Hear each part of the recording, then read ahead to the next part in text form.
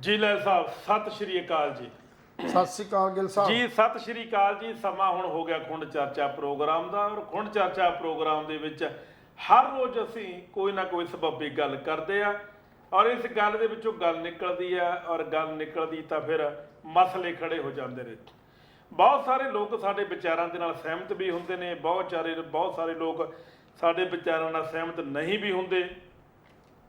ਸ਼ਨੀਵਾਰ ਦਾ ਦਿਨ ਹੈ, ਵੀਕਐਂਡ ਦਾ ਦਿਨ ਹੈ, ਸੋ ਸ਼ਨੀਵਾਰ ਦੇ ਇਸ ਸੈਗਮੈਂਟ ਦੇ ਵਿੱਚ ਤੁਹਾਡਾ ਅਸੀਂ ਇੱਕ ਵਾਰੀ ਫੇਰ ਹਾਰਦਿਕ ਸਵਾਗਤ ਕਰਦੇ ਹਾਂ। ਮੈਂ ਕੁਲਵੰਤ ਸਿੰਘ ਗਿੱਲ, ਔਰ ਮੇਰੇ ਨਾਲ ਮੇਰੇ ਸੀਨੀਅਰ ਸਾਥੀ ਪੱਤਰਕਾਰ ਨਿਰੰਜਨ ਸਿੰਘ ਜੀ ਲੈਲ ਹਾਜ਼ਰ ਹੋ ਚੁੱਕੇ ਨੇ। ਸਾਡੇ ਦੋਹਾਂ ਵੱਲੋਂ ਪਿਆਰ ਭਰੀ ਸਤਿ ਸ਼੍ਰੀ ਅਕਾਲ। ਦੋਸਤੋ, ਜ਼ਿੰਦਗੀ ਦੇ ਵਿੱਚ ਬਹੁਤ ਕੁਛ ਹੈ, ਔਰ ਐਸਾ ਕੋਈ ਦਿਨ ਨਹੀਂ ਹੁੰਦਾ, ਦਿਨ ਨਹੀਂ ਚੜ੍ਹਦਾ ਜਿਸ ਦਿਨ ਕੋਈ ਹੰਗਾਮਾ ਨਾ ਹੋਵੇ, ਜਿਸ ਦਿਨ ਕੋਈ ਪ੍ਰੋਟੈਸਟ ਨਾ ਹੋਵੇ।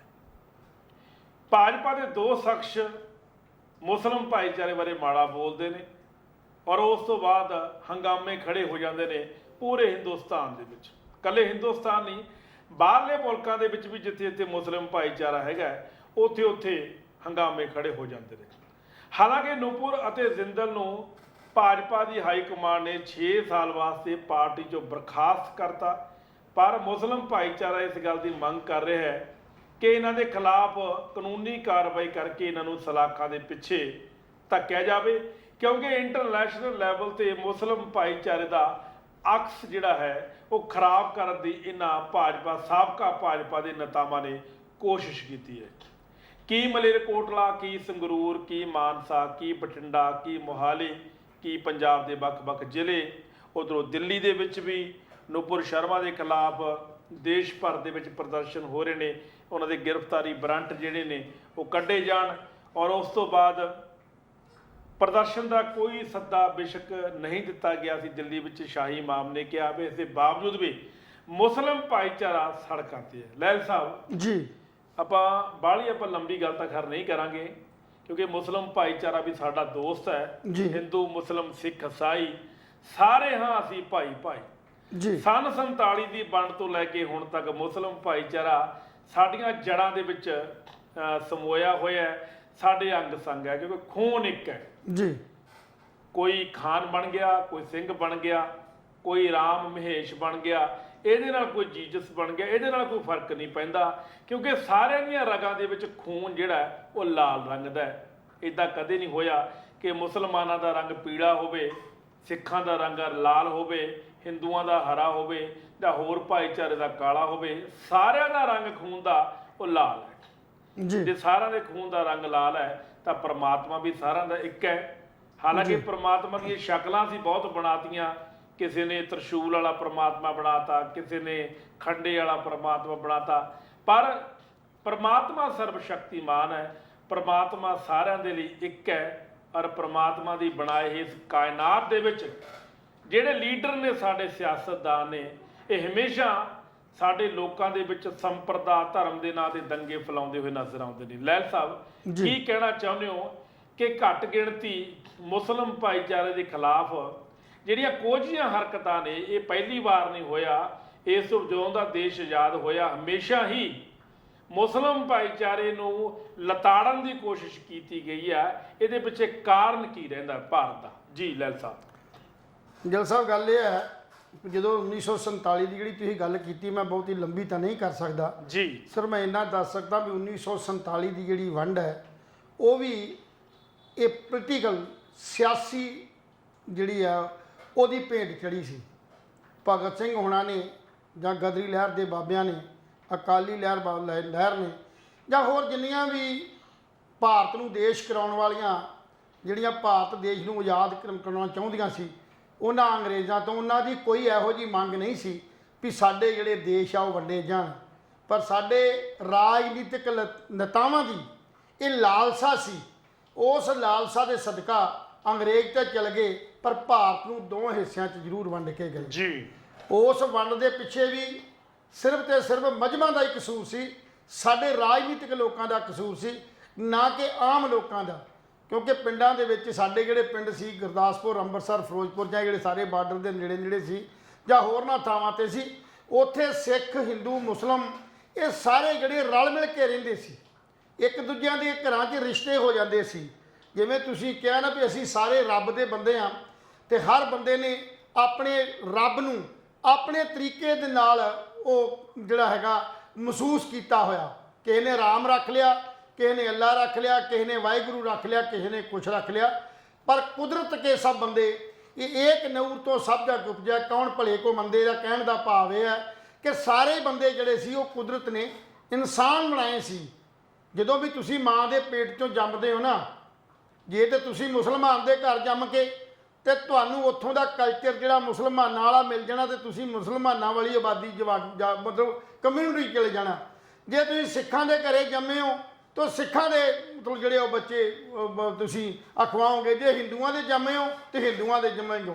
ਕਹਿਣ ਦਾ ਭਾਵ ਮਾਸ ਲਹੂ ਸਾਰਾ ਕੁਝ ਇੱਕੋ ਜਿਹਾ, ਸਿਰਫ ਉਹ ਤੁਹਾਡਾ ਜਿੱਥੇ ਤੁਸੀਂ ਪੈਦਾ ਹੁੰਦੇ ਹੋ ਉਸ ਪੈਦਾ ਹੋਣ ਦਾ ਜਿਹੜਾ ਤੁਹਾਨੂੰ ਉੱਥੋਂ ਜੰਮਣ ਤੋਂ ਬਾਅਦ ਕਲਚਰ ਮਿਲਦਾ, ਜੋ ਕੁਝ ਸਿਸਟਮ ਮਿਲਦਾ, ਉਸ ਸਿਸਟਮ ਦੇ ਵਿੱਚੋਂ ਤੁਸੀਂ ਜਿਹੜਾ ਹੈਗਾ ਉਹ ਆਪਣਾ ਜਿਹੜਾ ਧਰਮ ਨਿਰਧਾਰਿਤ ਕੀਤਾ ਜਾਂਦਾ ਜੀ। ਮੈਂ ਬਹੁਤਾ ਲੰਬਾ ਤਾਂ ਇਸ ਇਤਿਹਾਸ ਨੂੰ ਫੋਲਾਂ, ਆਉਂ ਗੱਲ ਪਤੇ ਦੀ ਕਰਾਂ ਕਿ ਜਦੋਂ 1947 ਤੋਂ ਭਾਰਤ ਬਣਿਆ ਤੇ ਸਾਡਾ ਭਾਰਤ ਵੱਖ-ਵੱਖ ਧਰਮਾਂ ਦਾ, ਖਾਸ ਕਰਕੇ ਜਿਹੜੀ ਗੱਲ ਮੈਂ ਕਹਿਣੀ ਚਾਹੁੰਦਾ, ਇਹ ਧਰਮ ਨਿਰਪੱਖ ਦੇਸ਼ ਹੈ।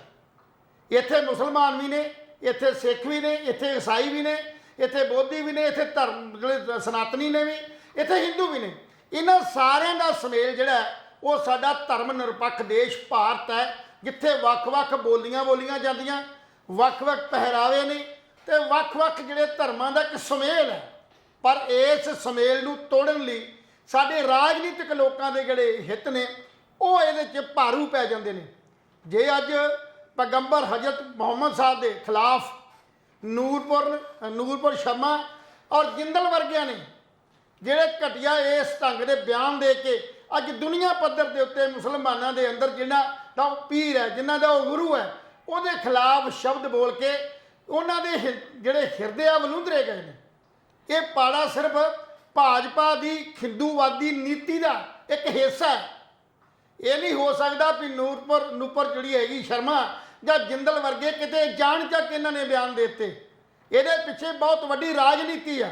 ਇੱਕ ਪਾਸੇ ਤਾਂ ਭਾਜਪਾ ਇਹ ਗੱਲ ਕਹਿੰਦੀ ਨਜ਼ਰ ਆ ਰਹੀ ਹੈ ਕਿ ਜਿਹੜੀਆਂ 18 ਜੁਲਾਈ ਨੂੰ ਰਾਸ਼ਟਰਪਤੀ ਦੀਆਂ ਇਲੈਕਸ਼ਨਸ ਨੇ ਉਹਦੇ ਵਿੱਚ ਭਾਜਪਾ ਜਿਹੜੀ ਆ ਉਹ ਮੁਸਲਿਮ ਕੈਂਡੀਡੇਟ ਨੂੰ ਖੜਾ ਕਰੇਗੀ ਰਾਸ਼ਟਰਪਤੀ ਲਈ। ਲਹਿਲ ਸਾਹਿਬ ਜੇ ਇਦਾਂ ਹੁੰਦਾ ਤਾਂ ਦੂਸਰੇ ਪਾਸੇ ਜੇ ਲਹਿਲ ਸਾਹਿਬ ਇੱਕ ਗੱਲ ਮੈਂ ਵਿਚਾਲੇ ਗੋਤਾ ਲਾਉਣਾ ਵੀ ਜੇ ਭਾਜਪਾ ਦੀ ਹਾਈ ਕਮਾਂਡ ਨਰਿੰਦਰ ਮੋਦੀ ਸਾਹਿਬ ਅਗਰ ਮੁਸਲਿਮ ਭਾਈਚਾਰੇ ਦੇ ਕਿਸੇ ਸ਼ਖਸ ਨੂੰ ਰਾਸ਼ਟਰਪਤੀ ਬਣਾਉਂਦੇ ਨੇ ਤਾਂ ਮੇਰੇ ਹਿਸਾਬ ਦੇ ਨਾਲ ਪੂਰੀ ਦੁਨੀਆ ਦੇ ਵਿੱਚ ਇੱਕ ਚੰਗਾ ਸੁਨੇਹਾ ਜਾਊਗਾ। ਸੋ ਕਹਿਣ ਦਾ ਮੇਰਾ ਭਾਵ ਜਿਹੜੇ ਲੋਕ ਘੱਟ ਗਿਣਤੀ ਦੀਆਂ ਗੱਲਾਂ ਕਰਦੇ ਨੇ, ਇਹ ਗੱਲਾਂ ਕਰਦੇ ਨੇ ਕਿ ਮੁਸਲਮਾਨ ਨੂੰ ਸ਼ਾਇਦ ਬੀਜੇਪੀ ਖੋਰਾ ਲਾ ਰਹੀ ਹੈ ਜਾਂ ਇਹ ਸੋਚਦੇ ਨੇ ਕਿ ਮੁਸਲਮਾਨ ਸੇਫ ਨਹੀਂ ਹੈਗੇ ਹਿੰਦੁਸਤਾਨ ਦੇ ਵਿੱਚ, ਅਗਰ ਭਾਜਪਾ ਰਾਸ਼ਟਰਪਤੀ ਦੇ ਉਮੀਦਵਾਰ ਲਈ ਮੁਸਲਿਮ ਭਾਈਚਾਰੇ ਨੂੰ ਕੈਂਡੀਡੇਟ ਬਣਾਉਂਦੀ ਹੈ ਔਰ ਉਹ ਜਿੱਤਦੇ ਨੇ ਤਾਂ ਮੇਰੇ ਹਿਸਾਬ ਦੇ ਨਾਲ ਇਹਦੇ ਵਿੱਚ ਸ਼ਾਖ ਤੇ ਛਵੀ ਬੀਜੇਪੀ ਦੀ ਦੋਨੇ ਮਜ਼ਬੂਤ ਹੋਣਗੀਆਂ। ਜੀ ਲੈ ਸਾਹਿਬ, ਕਿਉਂਕਿ ਕਾਰਨ ਮੈਂ ਜਿਹੜੀ ਗੱਲ ਕਰਨਾ ਚਾਹੁੰਦਾ ਸੀ ਕਿ ਇੱਕ ਪਾਸੇ ਤਾਂ ਉਹ ਇਹ ਪ੍ਰਭਾਵ ਦੇਣਾ ਚਾਹੁੰਦੀ ਆ ਮੁਸਲਮਾਨਾਂ ਦੇ ਅੰਦਰ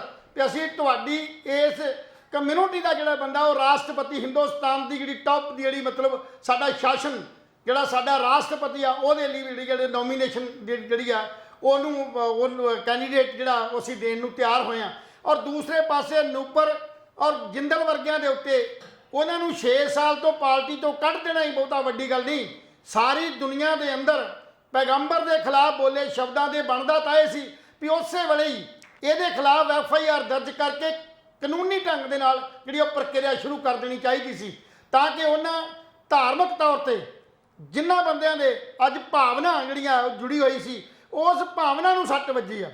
ਸੋ ਪਤਾ ਨਹੀਂ ਕਿਉਂ ਸਾਡੇ ਭਾਰਤ ਦੇ ਅੰਦਰ ਇਸ ਢੰਗ ਦੀਆਂ ਕਦੇ ਸਿੱਖਾਂ ਨਾਲ ਜਿਹੜੀ ਆ ਵਧੀਕੀ, ਕਦੇ ਮੁਸਲਮਾਨਾਂ ਨਾਲ ਵਧੀਕੀ, ਕਦੇ ਹੋਰ ਫਿਰਕਿਆਂ ਨਾਲ ਵਧੀਕੀ, ਕਿਉਂਕਿ ਘੱਟ ਗਿਣਤੀ ਦੇ ਲੋਕਾਂ ਨੂੰ ਜੇ ਆਮ ਜਿਹੜੀ ਸਾਡੀ ਭਾਜਪਾ ਜਿਹਦੀ ਇਹ ਨੀਤੀ ਹੈ ਕਿ ਭਾਰਤ ਨੂੰ ਹਿੰਦੂ ਰਾਸ਼ਟਰ ਬਣਾਉਣਾ, ਉਸ ਨੀਤੀ ਦੇ ਤਹਿਤ ਹੀ ਇਹ ਸਾਰੀਆਂ ਜਿਹੜੀਆਂ ਗੱਲਾਂ ਨੇ ਉਹ ਜਿਹੜੀਆਂ ਸਾਹਮਣੇ ਆਉਂਦੀਆਂ। ਸੋ ਚੰਗਾ ਹੋਵੇ ਜੇ ਰਾਸ਼ਟਰਪਤੀ ਦੀ ਜਿਹੜੀ ਚੋਣ ਦੀ ਗੱਲ ਕਰਕੇ ਨਾਲ ਉਸ ਜਿਨ੍ਹਾਂ ਨੇ ਇਸ ਗੰਧਲਾਪਣ, ਜਿਨ੍ਹਾਂ ਨੇ ਜ਼ਹਿਰ ਘੋਲਣ ਦੀ ਕੋਸ਼ਿਸ਼ ਕੀਤੀ ਹੈ, ਦੁਨੀਆ ਪੱਧਰ ਦੇ ਉੱਤੇ ਇੱਦਾਂ ਦਾ ਵਿਵਾਦ ਛੇੜਿਆ, ਇਹ ਜਿਹੜਾ ਵਿਵਾਦ ਹੈ ਉਹਨੂੰ ਠੱਲ ਪਾਉਣ ਦੀ ਕੋਸ਼ਿਸ਼ ਜਿਹੜੀ ਆ ਭਾਜਪਾ ਨੂੰ ਕਰਨੀ ਚਾਹੀਦੀ ਹੈ। ਔਰ ਹਮੇਸ਼ਾ ਹੀ ਸਦਾ ਹੀ ਅੱਜ ਭਾਵੇਂ ਪੰਜਾਬ ਦੇ ਅੰਦਰ ਸਿੱਖਾਂ ਦੇ ਉੱਤੇ ਬਹੁਤ ਵੱਡੀ ਜਿਹੜੀ ਭਾਜਪਾ ਉਹ ਜਿਹੜੇ ਰਹਿਮ ਕਰ ਰਹੀ ਹੈ, ਕਈ ਤਰੀਕਿਆਂ ਦੇ ਨਾਲ ਭਾਜਪਾ ਜਿਹੜੀ ਆਪਣੀ ਸ਼ਾਖ ਨੂੰ ਬਚਾਉਣ ਵਾਸਤੇ ਪੰਜਾਬ 'ਚ ਯਤਨ ਜਾਰੀ ਹੈ, ਪਰ ਦੂਸਰੇ ਪਾਸੇ ਤੁਸੀਂ ਇਹ ਵੇਖੋ ਵੀ ਕਿਵੇਂ ਮੁਸਲਮਾਨ ਇੱਕ ਮਤਲਬ ਘੱਟ ਗਿਣਤੀ, ਜਦੋਂ ਕਿ ਦੁਨੀਆ ਦੇ ਵਿੱਚ ਬਹੁਤ ਗਿਣਤੀ ਜਿਹੜੀ ਹੈ ਉਹ ਈਸਾਈਆਂ ਔਰ ਮੁਸਲਮਾਨਾਂ ਦੀ ਹੈ। ਸਾਰੇ ਅਰਬ ਕੰਟਰੀ ਜਿਹੜੇ ਨੇ ਅੱਜ ਇਸ ਗੱਲ ਲਈ ਭਾਰਤ ਦੇ ਖਿਲਾਫ ਰੋਸ ਪ੍ਰਗਟ ਕਰ ਰਹੇ ਨੇ ਕਿ ਭਾਰਤ ਦੇ ਅੰਦਰੋਂ ਇੱਕ ਉਹ ਬੰਦਾ ਜਿਹੜਾ ਪਾਰਲੀਮੈਂਟ ਮੈਂਬਰ ਹੋਵੇ, ਇੱਕ ਪਾਰਲੀਮੈਂਟ ਮੈਂਬਰ ਦੇ ਵੱਲੋਂ ਇਦਾਂ ਦੀ ਹਰਕਤ ਕਰਨੀ ਸਪਸ਼ਟ ਜ਼ਾਹਰ ਹੁੰਦਾ ਕਿ ਇਹਦੀ ਇੱਕ ਪਾਲਿਸੀ ਦੇ ਅਗੇਂਸਟ, ਪ੍ਰੋਪਰ ਨੀਤੀ ਦੇ ਅਨੁਸਾਰ, ਜੋ ਭਾਜਪਾ ਦੀ ਨੀਤੀ ਹੈ ਉਹਦੇ ਅਨੁਸਾਰ ਉਸ ਬੰਦੇ ਨੇ ਬਿਆਨ ਦੇ ਕੇ ਇੱਕ ਨਵੀਂ ਜਿਹੜੀ ਹੈ ਚਰਚਾ ਛੇੜਨ ਦੀ ਸ਼ੁਰੂ ਕੀਤੀ ਹੈ। ਸੋ ਸਾਡੀ ਭਾਰਤ ਸਰਕਾਰ ਨੂੰ ਪ੍ਰਯੋਰ ਅਪੀਲ ਹੈ ਕਿ ਇਹੋ ਜਿਹੇ ਬੰਦੇ ਜਿਹੜੇ ਧਰਮ ਦੇ ਨਾਂ ਤੇ, ਜਾਤ ਦੇ ਨਾਂ ਤੇ ਜਾਂ ਇਦਾਂ ਦੇ ਫਿਰਕਿਆਂ ਦੇ ਨਾਂ ਦੇ ਉੱਤੇ ਜ਼ਹਿਰ ਘੋਲਣ ਦਾ ਕੰਮ ਕਰਦੇ ਨੇ, ਉਹ ਮਨੁੱਖਤਾ ਦੇ ਘਾਤਕ ਨੇ। ਉਹ ਕਦੇ ਵੀ ਨਾ ਸ਼੍ਰੀ ਰਾਮ ਦੇ, ਨਾ ਕ੍ਰਿਸ਼ਨ ਦੇ, ਨਾ ਸਾਹਿਬ ਸ਼੍ਰੀ ਗੁਰੂ ਨਾਨਕ ਸੱਚੇ ਪਾਤਸ਼ਾਹ ਦੇ ਔਰ ਨਾ ਹੀ ਪੈਗੰਬਰ ਹਜ਼ਰਤ ਮੁਹੰਮਦ ਦੇ ਜਿਹੜੇ ਨੇ ਉਹ ਪੈਰੋਕਾਰ ਹੋ ਸਕਦੇ ਨੇ। ਪੈਰੋਕਾਰ ਉਹੀ ਹੋ ਸਕਦੇ ਨੇ ਜਿਹੜੇ ਆਪਣੇ ਧਰਮ 'ਚ ਰਹਿੰਦਿਆਂ ਹੋਇਆਂ ਸਮੁੱਚੇ ਸੰਸਾਰ ਨੂੰ ਇੱਕ ਜਿਹੜੀ ਕੜੀ 'ਚ ਪਰੋ ਕੇ ਰੱਖਣ। ਕੁਦਰਤ ਨੇ ਸਾਰੇ ਇਨਸਾਨ ਇਕੱਠੇ ਬਣਾਏ ਸੀ, ਇੱਕੋ ਜਿਹੇ ਬਣਾਏ ਸੀ। ਇਹ ਵੱਖਰੀ ਗੱਲ ਹੈ ਕਿ ਅਸੀਂ ਕਿੱਥੇ ਕਿੱਥੇ ਪੈਦਾ ਹੋਏ ਔਰ ਉਹਦੇ ਨਾਲ ਜਿਹੜਾ ਸਾਨੂੰ ਉੱਥੋਂ ਦਾ ਸੱਭਿਆਚਾਰ ਮਿਲਿਆ, ਉੱਥੋਂ ਦਾ ਮਾਹੌਲ ਮਿਲਿਆ, ਉਸ ਢੰਗ ਦੇ ਅਸੀਂ ਹੋ ਗਏ। ਮੈਂ ਕਈ ਵਾਰ ਇੱਕ ਮਿਸਾਲ ਗਿਲ ਸਾਹਿਬ ਦਿੰਦਾ ਹੁੰਦਾ ਵੀ ਕਿਸੇ ਮੁਸਲਮਾਨ ਦਾ ਬੱਚਾ ਜੰਮਣ ਦੇ ਉਸੇ ਵੇਲੇ, ਜੰਮਣ ਤੋਂ ਘੰਟੇ ਜਾਂ ਅੱਧੇ ਘੰਟੇ ਬਾਅਦ ਕਿਸੇ ਹਿੰਦੂ ਮਾਂ ਦੀ ਝੋਲੀ 'ਚ ਪਾਤਾ ਜਾਵੇ ਤਾਂ ਹਿੰਦੂ ਮਾਂ ਉਹਦੀ ਪਰਵਰਿਸ਼ ਕਰੇ। ਜਦ ਤੱਕ ਹਿੰਦੂ ਮਾਂ ਉਹਨੂੰ ਇਹ ਨਹੀਂ ਦੱਸੇਗੀ ਵੀ ਤੂੰ ਮੁਸਲਮਾਨਾਂ ਦਾ ਮੁੰਡਾ ਹੈ ਜਾਂ ਕੁੜੀ ਹੈ, ਤਦ ਤੱਕ ਉਹਨੂੰ ਕਦੇ ਵੀ ਇਹ ਨਹੀਂ ਪਤਾ ਲੱਗੇਗਾ ਔਰ ਹਿੰਦੂ ਦੇ ਮੁਤਾਬਕ ਉਹ ਆਪਣੀ ਪਰਵਰਿਸ਼ ਜਿਹੜੀ ਹੈ ਕਰਕੇ ਜਵਾਨ ਹੋਏਗਾ। ਉਹ 'ਚ ਸਾਰੀਆਂ ਪ੍ਰਵਿਰਤੀਆਂ, ਉਹ ਮੰਦਿਰ ਜਾਏਗਾ, ਸਾਰਾ ਕੁਝ ਕਰੇਗਾ, ਹਿੰਦੂਆਂ ਵਾਲੇ ਪਾਸੇ ਨੂੰ ਕੰਮ ਨੂੰ ਕਰੇਗਾ। ਸੋ ਕਹਿਣ ਦਾ ਭਾਵ ਇਹ ਆ ਵੀ ਅਸੀਂ ਜਦੋਂ ਜੰਮਦੇ ਹਾਂ, ਜੰਮਣ ਤੋਂ ਬਾਅਦ ਹੀ ਸਾਡਾ ਧਰਮ ਨਿਰਧਾਰਤ ਹੁੰਦਾ। ਰੱਬ ਜਿਹੜਾ ਤੁਸੀਂ ਗੱਲ ਕੀਤੀ ਨਾ ਗਿਲ ਸਾਹਿਬ ਵੀ ਅੱਜ ਰੱਬ ਵੱਖ ਵੱਖਰੇ ਬਣਾਣੇ, ਇਹ ਮਨੁੱਖਤਾ ਦੀ ਸੋਚ ਹੈ। ਕੁਦਰਤ ਇੱਕ ਹੈ, ਰੱਬ ਇੱਕ ਹੈ, ਪਰ ਉਸ ਰੱਬ ਨੂੰ ਆਪਣੀ ਸੋਚ ਦੇ ਮੁਤਾਬਕ, ਆਪਣੀ ਸਮਝ ਦੇ ਅਨੁਸਾਰ ਉਹਨੂੰ ਵਰਤੋਂ ਵਾਸਤੇ ਜਿਹੜਾ ਰੱਬ ਦੀ ਜਿਹੜੀ ਸ਼ਕਲ ਹੈ ਉਹ ਵੱਖ-ਵੱਖ ਸ਼ਕਲਾਂ 'ਚ ਪੇਸ਼ ਕਰ ਦਿੱਤਾ ਗਿਆ। ਅੱਜ ਵਿਗਿਆਨ ਇਸ ਗੱਲ ਦੀ ਦਾਅਵੇ ਕਰਦੀ ਹੈ ਵੀ ਕੁਦਰਤ ਇੱਕ ਹੈ, ਉਸ ਕੁਦਰਤ ਨੂੰ ਚਲਾਉਣ ਵਾਲਾ ਇੱਕ ਰੱਬ ਇੱਕ ਹੈ। ਸੋ ਮੇਰਾ ਕਹਿਣ ਦਾ ਭਾਵ ਸਾਨੂੰ ਸਭਨਾਂ ਨੂੰ ਰਲ ਮਿਲ ਕੇ ਏਕ ਨੂਰ ਵਾਲੀ ਗੱਲ ਜਿਹੜੀ ਆ, ਏਕ ਨੂਰ ਤੋਂ ਸਭ ਜਗ ਉਪਜਿਆ, ਕੌਣ ਭਲੇ ਕੋ ਮੰਦੇ, ਮਾਨਸ ਕੀ ਜਾਤ ਸਭ ਏਕ ਪਹਿਚਾਨਬੋ। ਇਹ ਨਾਰੇ ਜਿਹੜੇ ਨੇ ਇਹ ਸਾਹਿਬ ਸ੍ਰੀ ਗੁਰੂ ਗ੍ਰੰਥ ਸਾਹਿਬ ਦੇ ਅੰਦਰ ਦਰਜ ਨੇ ਔਰ ਉੱਥੋਂ ਇਹਨੂੰ ਸਬਕ ਸਾਨੂੰ ਮਿਲਦਾ ਕਿ ਸਾਰਾ ਸੰਸਾਰ ਜਿਹੜਾ ਇੱਕੋ ਜਿਹਾ। ਸੋ ਜੇ ਸਾਡੇ ਹਜ਼ਰਤ ਮੁਹੰਮਦ ਹੋਣਾ ਨੇ ਵੀ ਇਸੇ ਢੰਗ ਦਾ ਹੀ ਜਿਹੜਾ ਆਪਣਾ ਪੈਗਾਮ ਦਿੱਤਾ ਸੀ, ਇਸੇ ਢੰਗ ਦਾ ਪੈਗਾਮ ਗੁਰੂ ਨਾਨਕ ਸੱਚੇ ਪਾਤਸ਼ਾਹ ਨੇ ਦਿੱਤਾ, ਇਹੀ ਪੈਗਾਮ ਸ਼੍ਰੀ ਰਾਮ ਨੇ, ਸ਼੍ਰੀ ਕ੍ਰਿਸ਼ਨ ਨੇ ਦਿੱਤਾ। ਸੋ ਕਹਿਣ ਦਾ ਭਾਵ ਸਾਡੇ ਪੀਰ ਪੈਗੰਬਰ ਸਾਨੂੰ ਜੋੜਦੇ ਨੇ, ਤੋੜਦੇ ਨਹੀਂ, ਸਾਨੂੰ ਪ੍ਰੇਮ ਪਿਆਰ ਸਿਖਾਉਂਦੇ ਨੇ, ਵਿਰੋਧ ਨਹੀਂ। ਇਹਦੇ ਨਾਲ ਜਿਹੜਾ ਮਾਹੌਲ ਖਰਾਬ ਹੋਇਆ ਔਰ ਭਾਰਤ ਦੀ ਸਰਕਾਰ ਨੂੰ ਜਲਦੀ ਤੋਂ ਜਲਦੀ ਉਹਨਾਂ ਬੰਦਿਆਂ ਦੇ ਖਿਲਾਫ ਕਾਨੂੰਨੀ ਕਾਰਵਾਈ ਕਰਕੇ ਇਹਨਾਂ ਦੇ ਹਿਰਦੇ ਨੂੰ ਸ਼ਾਂਤ ਕਰਨਾ ਚਾਹੀਦਾ। ਜੀ ਬਿਲਕੁਲ ਜੀ। ਸੋ ਦੋਸਤੋ, ਲਹਿਲ ਸਾਹਿਬ ਨੇ ਬੜੀ ਅੱਛੀ ਗੱਲ ਕਹੀ ਕਿ ਸਰਬ ਸਾਂਝੀ ਬਾਲਤਾ ਜਿਹੜੀ ਸਾਨੂੰ ਅਪਣਾਉਣੀ ਚਾਹੀਦੀ ਹੈ। ਔਰ ਹਿੰਦੁਸਤਾਨ ਦੇ ਵਿੱਚ ਲਹਿਲ ਸਾਹਿਬ ਜੇ ਦੇਖਿਆ ਜਾਵੇ ਤਾਂ ਹੁਣ ਤੱਕ ਲੀਡਰ ਗੇਮਾਂ ਹੀ ਖੇਡਦੇ ਆਏ ਨੇ, ਫਿਰਕਾ ਪ੍ਰਸਤੀ ਦੇ ਨਾਂ ਤੇ, ਧਰਮ ਦੇ ਨਾਂ ਤੇ। ਇਹ ਗੱਲਾਂ ਨੇ ਜਿਹੜੀਆਂ ਕਿ ਪਹਿਲਾਂ ਤੋਂ ਚੱਲਦੀਆਂ ਆ ਰਹੀਆਂ। ਲੀਡਰ ਭਲੀ ਭਾਂਤ ਜਾਣਦੇ ਨੇ ਵੀ ਇੱਕ ਇਨਸਾਨ ਨੂੰ ਦੂਸਰੇ ਇਨਸਾਨ ਨਾਲ ਕਿਵੇਂ ਲੜਾਇਆ ਜਾ ਸਕਦਾ। ਉਹ ਇਸ ਕਰਕੇ ਕਿਉਂਕਿ ਇਹ ਸਾਡੀਆਂ ਕਮਜ਼ੋਰੀਆਂ ਨੇ। ਅਸੀਂ ਕੱਟੜਤਾ ਧਰਮ ਸਾਡੇ ਬਹੁਤ ਜ਼ਿਆਦਾ ਹੈ ਔਰ ਜਿੱਥੇ ਕੱਟੜਤਾ ਹੋਵੇ ਧਰਮ ਦੇ ਵਿੱਚ, ਉੱਥੇ ਤੁਸੀਂ ਕਿਸੇ ਦਾ ਵੀ ਸਿਰ ਪੜਵਾ ਸਕਦੇ ਹੋ, ਕਿਸੇ ਦਾ ਕਤਲ ਕਰਵਾ ਸਕਦੇ ਹੋ। ਜਿਹੜੇ ਹੁਣ ਬੰਬ ਧਮਾਕੇ ਹੁੰਦੇ ਨੇ, ਮਰਡਰ ਹੁੰਦੇ ਨੇ, ਉਹ ਇਸੇ ਕਰਕੇ ਹੁੰਦੇ ਨੇ ਕਿ ਉਹਨਾਂ ਨੂੰ ਇਸ ਤਰੀਕੇ ਨਾਲ ਮੋਟੀਵੇਟ ਕੀਤਾ ਜਾਂਦਾ ਕਿ ਤੁਹਾਡੀ ਕੌਮ ਖਤਰੇ 'ਚ ਹੈ, ਤੁਸੀਂ ਆਪਣੀ ਕੌਮ ਵਾਸਤੇ ਬਲਾਸਟ ਕਰ ਰਹੇ ਹੋ। ਹਾਲਾਂਕਿ ਉਹਨਾਂ ਨੂੰ ਇਹ ਪਤਾ ਹੁੰਦਾ ਸਾਰਾ ਕਰਨ ਵਾਲਿਆਂ ਨੂੰ ਕਿ ਉੱਥੇ ਦੋਸ਼ੇ ਵੀ ਮਾਰੇ ਜਾਣੇ ਹੈ, ਬੱਚੇ ਵੀ ਮਾਰੇ ਜਾਣੇ, ਪਰ ਉਹ ਇਹਨਾਂ ਨੂੰ ਇਸ ਗੱਲ ਦੀ ਪਰਵਾਹ ਨਹੀਂ ਹੁੰਦੀ। ਖੈਰ, ਇਹ ਸਾਡਾ ਟੌਪਿਕ ਸੀ। ਉਧਰੋਂ ਬਾਅਦ ਅੱਜ ਸਿੱਧੂ ਮੂਸੇਵਾਲਾ ਸਾਹਿਬ ਦਾ ਜਨਮ ਦਿਨ ਹੈ ਔਰ ਹਾਲਾਂਕਿ ਉਹ ਸਰੀਰਕ ਤੌਰ ਤੇ ਸਾਡੇ ਵਿਚਕਾਰ ਨਹੀਂ ਰਹੇ ਸਾਡੇ ਵੱਲੋਂ, ਪਰ ਫਿਰ ਵੀ ਉਹਨਾਂ ਨੂੰ ਜਨਮ ਦਿਨ ਦੀਆਂ ਲੱਖ ਲੱਖ ਮੁਬਾਰਕਾਂ। ਪਰਮਾਤਮਾ ਕਰੇ ਉਹ ਜਿੱਥੇ ਵੀ ਹੈਗੇ ਨੇ ਉਹਨਾਂ ਨੂੰ ਆਪਣੇ ਚਰਨਾਂ 'ਚ ਨਿਵਾਸ ਬਖਸ਼ੇ ਔਰ ਮਾਪਿਆਂ ਦੇ ਲਈ ਇਹ ਬੜੀ ਮਾੜੀ ਜਿਹਨੂੰ ਕਹਿ ਸਕਦੇ ਆ ਖਬਰ ਵੀ ਹੈ, ਮਾੜਾ ਦਿਨ ਵੀ ਹੈ ਕਿ ਬੱਚੇ ਦਾ ਜਿੰਨਾ ਚਾਵਾਂ ਲਾਡਾਂ ਦੇ ਨਾਲ ਉਹਨਾਂ ਨੇ ਬੱਚਾ ਲਿਆ ਹੋਵੇ ਔਰ ਉਸ ਬੱਚੇ ਉਹ ਜਨਮ ਦੇ ਨਾਲ ਨਾ ਹੋਵੇ। ਚਲੋ ਕਿਤੇ ਬਾਹਰ ਗਿਆ ਹੋਵੇ, ਕੈਨੇਡਾ ਅਮਰੀਕਾ ਗਿਆ ਹੋਵੇ, ਚਲੋ ਬੰਦਾ ਵੀਡੀਓ ਕਾਨਫਰੰਸ ਰਾਹੀਂ ਕੇਕ ਕੱਟ ਲੈਂਦਾ, ਪਰ ਜਿਹੜਾ ਬੰਦਾ ਹੀ ਰੱਬ ਕੋਲੇ ਪਹੁੰਚੇ ਉਹਦਾ ਫਿਰ ਹੁਣ ਕੀ ਬਾਲੀ ਵਾਰਸ ਹੈ। ਖੈਰ ਸਾਡੇ ਵੱਲੋਂ ਉਹਨਾਂ ਨੂੰ ਹੈਪੀ ਬਰਥਡੇ। ਸਿੱਧੂ ਮੂਸੇਵਾਲਾ ਹਮੇਸ਼ਾ ਜਿਉਂਦਾ ਰਹੂਗਾ ਗੀਤਾਂ ਦੇ ਰਾਹੀਂ। ਉਧਰੋਂ ਸਿੱਧੂ ਮੂਸੇਵਾਲਾ ਦੇ 6 ਗੀਤ ਜਿਹੜੇ ਨੇ ਉਹ ਲੀਕ ਕਰਤੇ ਲੋਕਾਂ ਜਿਨ੍ਹਾਂ ਕੋਲੇ ਗੀਤ ਪਏ ਸੀ। ਤਾਂ ਸਿੱਧੂ ਮੂਸੇਵਾਲਾ ਦੀ ਕੰਪਨੀ ਜਿਹੜੀ ਹੈ 5911 ਉਹਦੇ ਜਿਹੜੇ ਪ੍ਰਮੋਟਰ ਨੇ ਉਹਨੂੰ ਪ੍ਰਮੋਟ ਕਰਨ ਵਾਲੇ ਨੇ ਉਹਨਾਂ ਨੇ 6 ਲੋਕਾਂ ਦੇ ਖਿਲਾਫ ਪਰਚਾ ਦਰਜ ਕਰਾਇਆ ਮੋਹਾਲੀ ਐਸਐਸਪੀ ਸਾਹਿਬ ਕੋਲ। ਇਹ ਵੀ ਇੱਕ ਜਿਹੜੀ ਅਪਡੇਟ ਹੈ ਉਹ ਹੈਗੀ ਹੈ, ਕਿਉਂਕਿ ਸਿੱਧੂ ਮੂਸੇਵਾਲੇ ਦੇ ਗੀਤ ਜਿਹੜੇ ਨੇ ਬਹੁਤ ਲੋਕਾਂ ਕੋਲ ਸ਼ਾਇਦ ਪਏ ਹੋਣਗੇ ਪਰ ਉਹ ਇਸ ਤਰੀਕੇ ਦੇ ਨਾਲ ਉਹ ਲਾਂਚ ਰਿਲੀਜ਼ ਨਹੀਂ ਕਰ ਸਕਦੇ।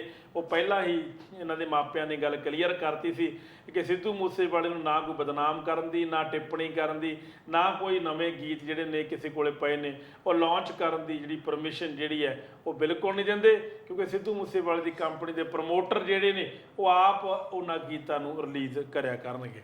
ਔਰ ਇਹ ਮੈਨੂੰ ਨਹੀਂ ਸਮਝ ਆਉਂਦੀ। ਹਾਂ ਲਹਿਲ ਸਾਹਿਬ ਇਹ ਵੀ ਲਹਿਲ ਇੱਕ ਹੋਰ ਵੀ ਗੱਲ, ਲਹਿਲ ਸਾਹਿਬ ਇੱਕ ਹੋਰ ਗੱਲ ਹੈ, ਮੇਰੀ ਗੱਲ ਚੋਂ ਗੱਲ ਨਿਕਲੇ, ਤੁਸੀਂ ਗੱਲ ਜਵਾਬ ਦੇ ਦਿਓ। ਬੰਦਾ ਮਰ ਗਿਆ ਹੈ ਨਾ, ਲੇਕਿਨ ਉਹਦੇ ਪ੍ਰਮੋਟਰ ਹਲੇ ਵੀ ਉਹਨੂੰ ਉਹ ਤੋਂ ਕਮਾਈਆਂ, ਉਹ ਤੋਂ ਰੈਵਨਿਊ ਕਮਾਉਣ ਦੀਆਂ ਗੱਲਾਂ ਕਰ ਰਹੇ ਨੇ, ਹੈ ਨਾ। ਪਰ ਮੈਨੂੰ ਬੜੀ ਨਾ ਅਜੀਬ ਜੀ ਗੱਲ ਲੱਗੀ, ਅਟਪਟੀ ਜੀ ਗੱਲ ਲੱਗੀ ਕਿ ਉਹਦੇ ਮਰਨ ਤੋਂ ਬਾਅਦ ਜਿਸ ਤਰ੍ਹਾਂ ਸਰਦੂਲ ਸਿਕੰਦਰ ਸਾਹਿਬ ਜਦੋਂ ਫੌਤ ਹੋਏ ਨੇ ਤਾਂ ਉਹਨਾਂ ਨੇ ਉੱਥੇ ਕਹਿਤਾ ਵੀ ਸਰਦੂਲ ਸਿਕੰਦਰ ਦਾ ਕੋਈ ਵੀ ਮੇਲਾ ਨਹੀਂ ਕਰਾ ਸਕਦਾ।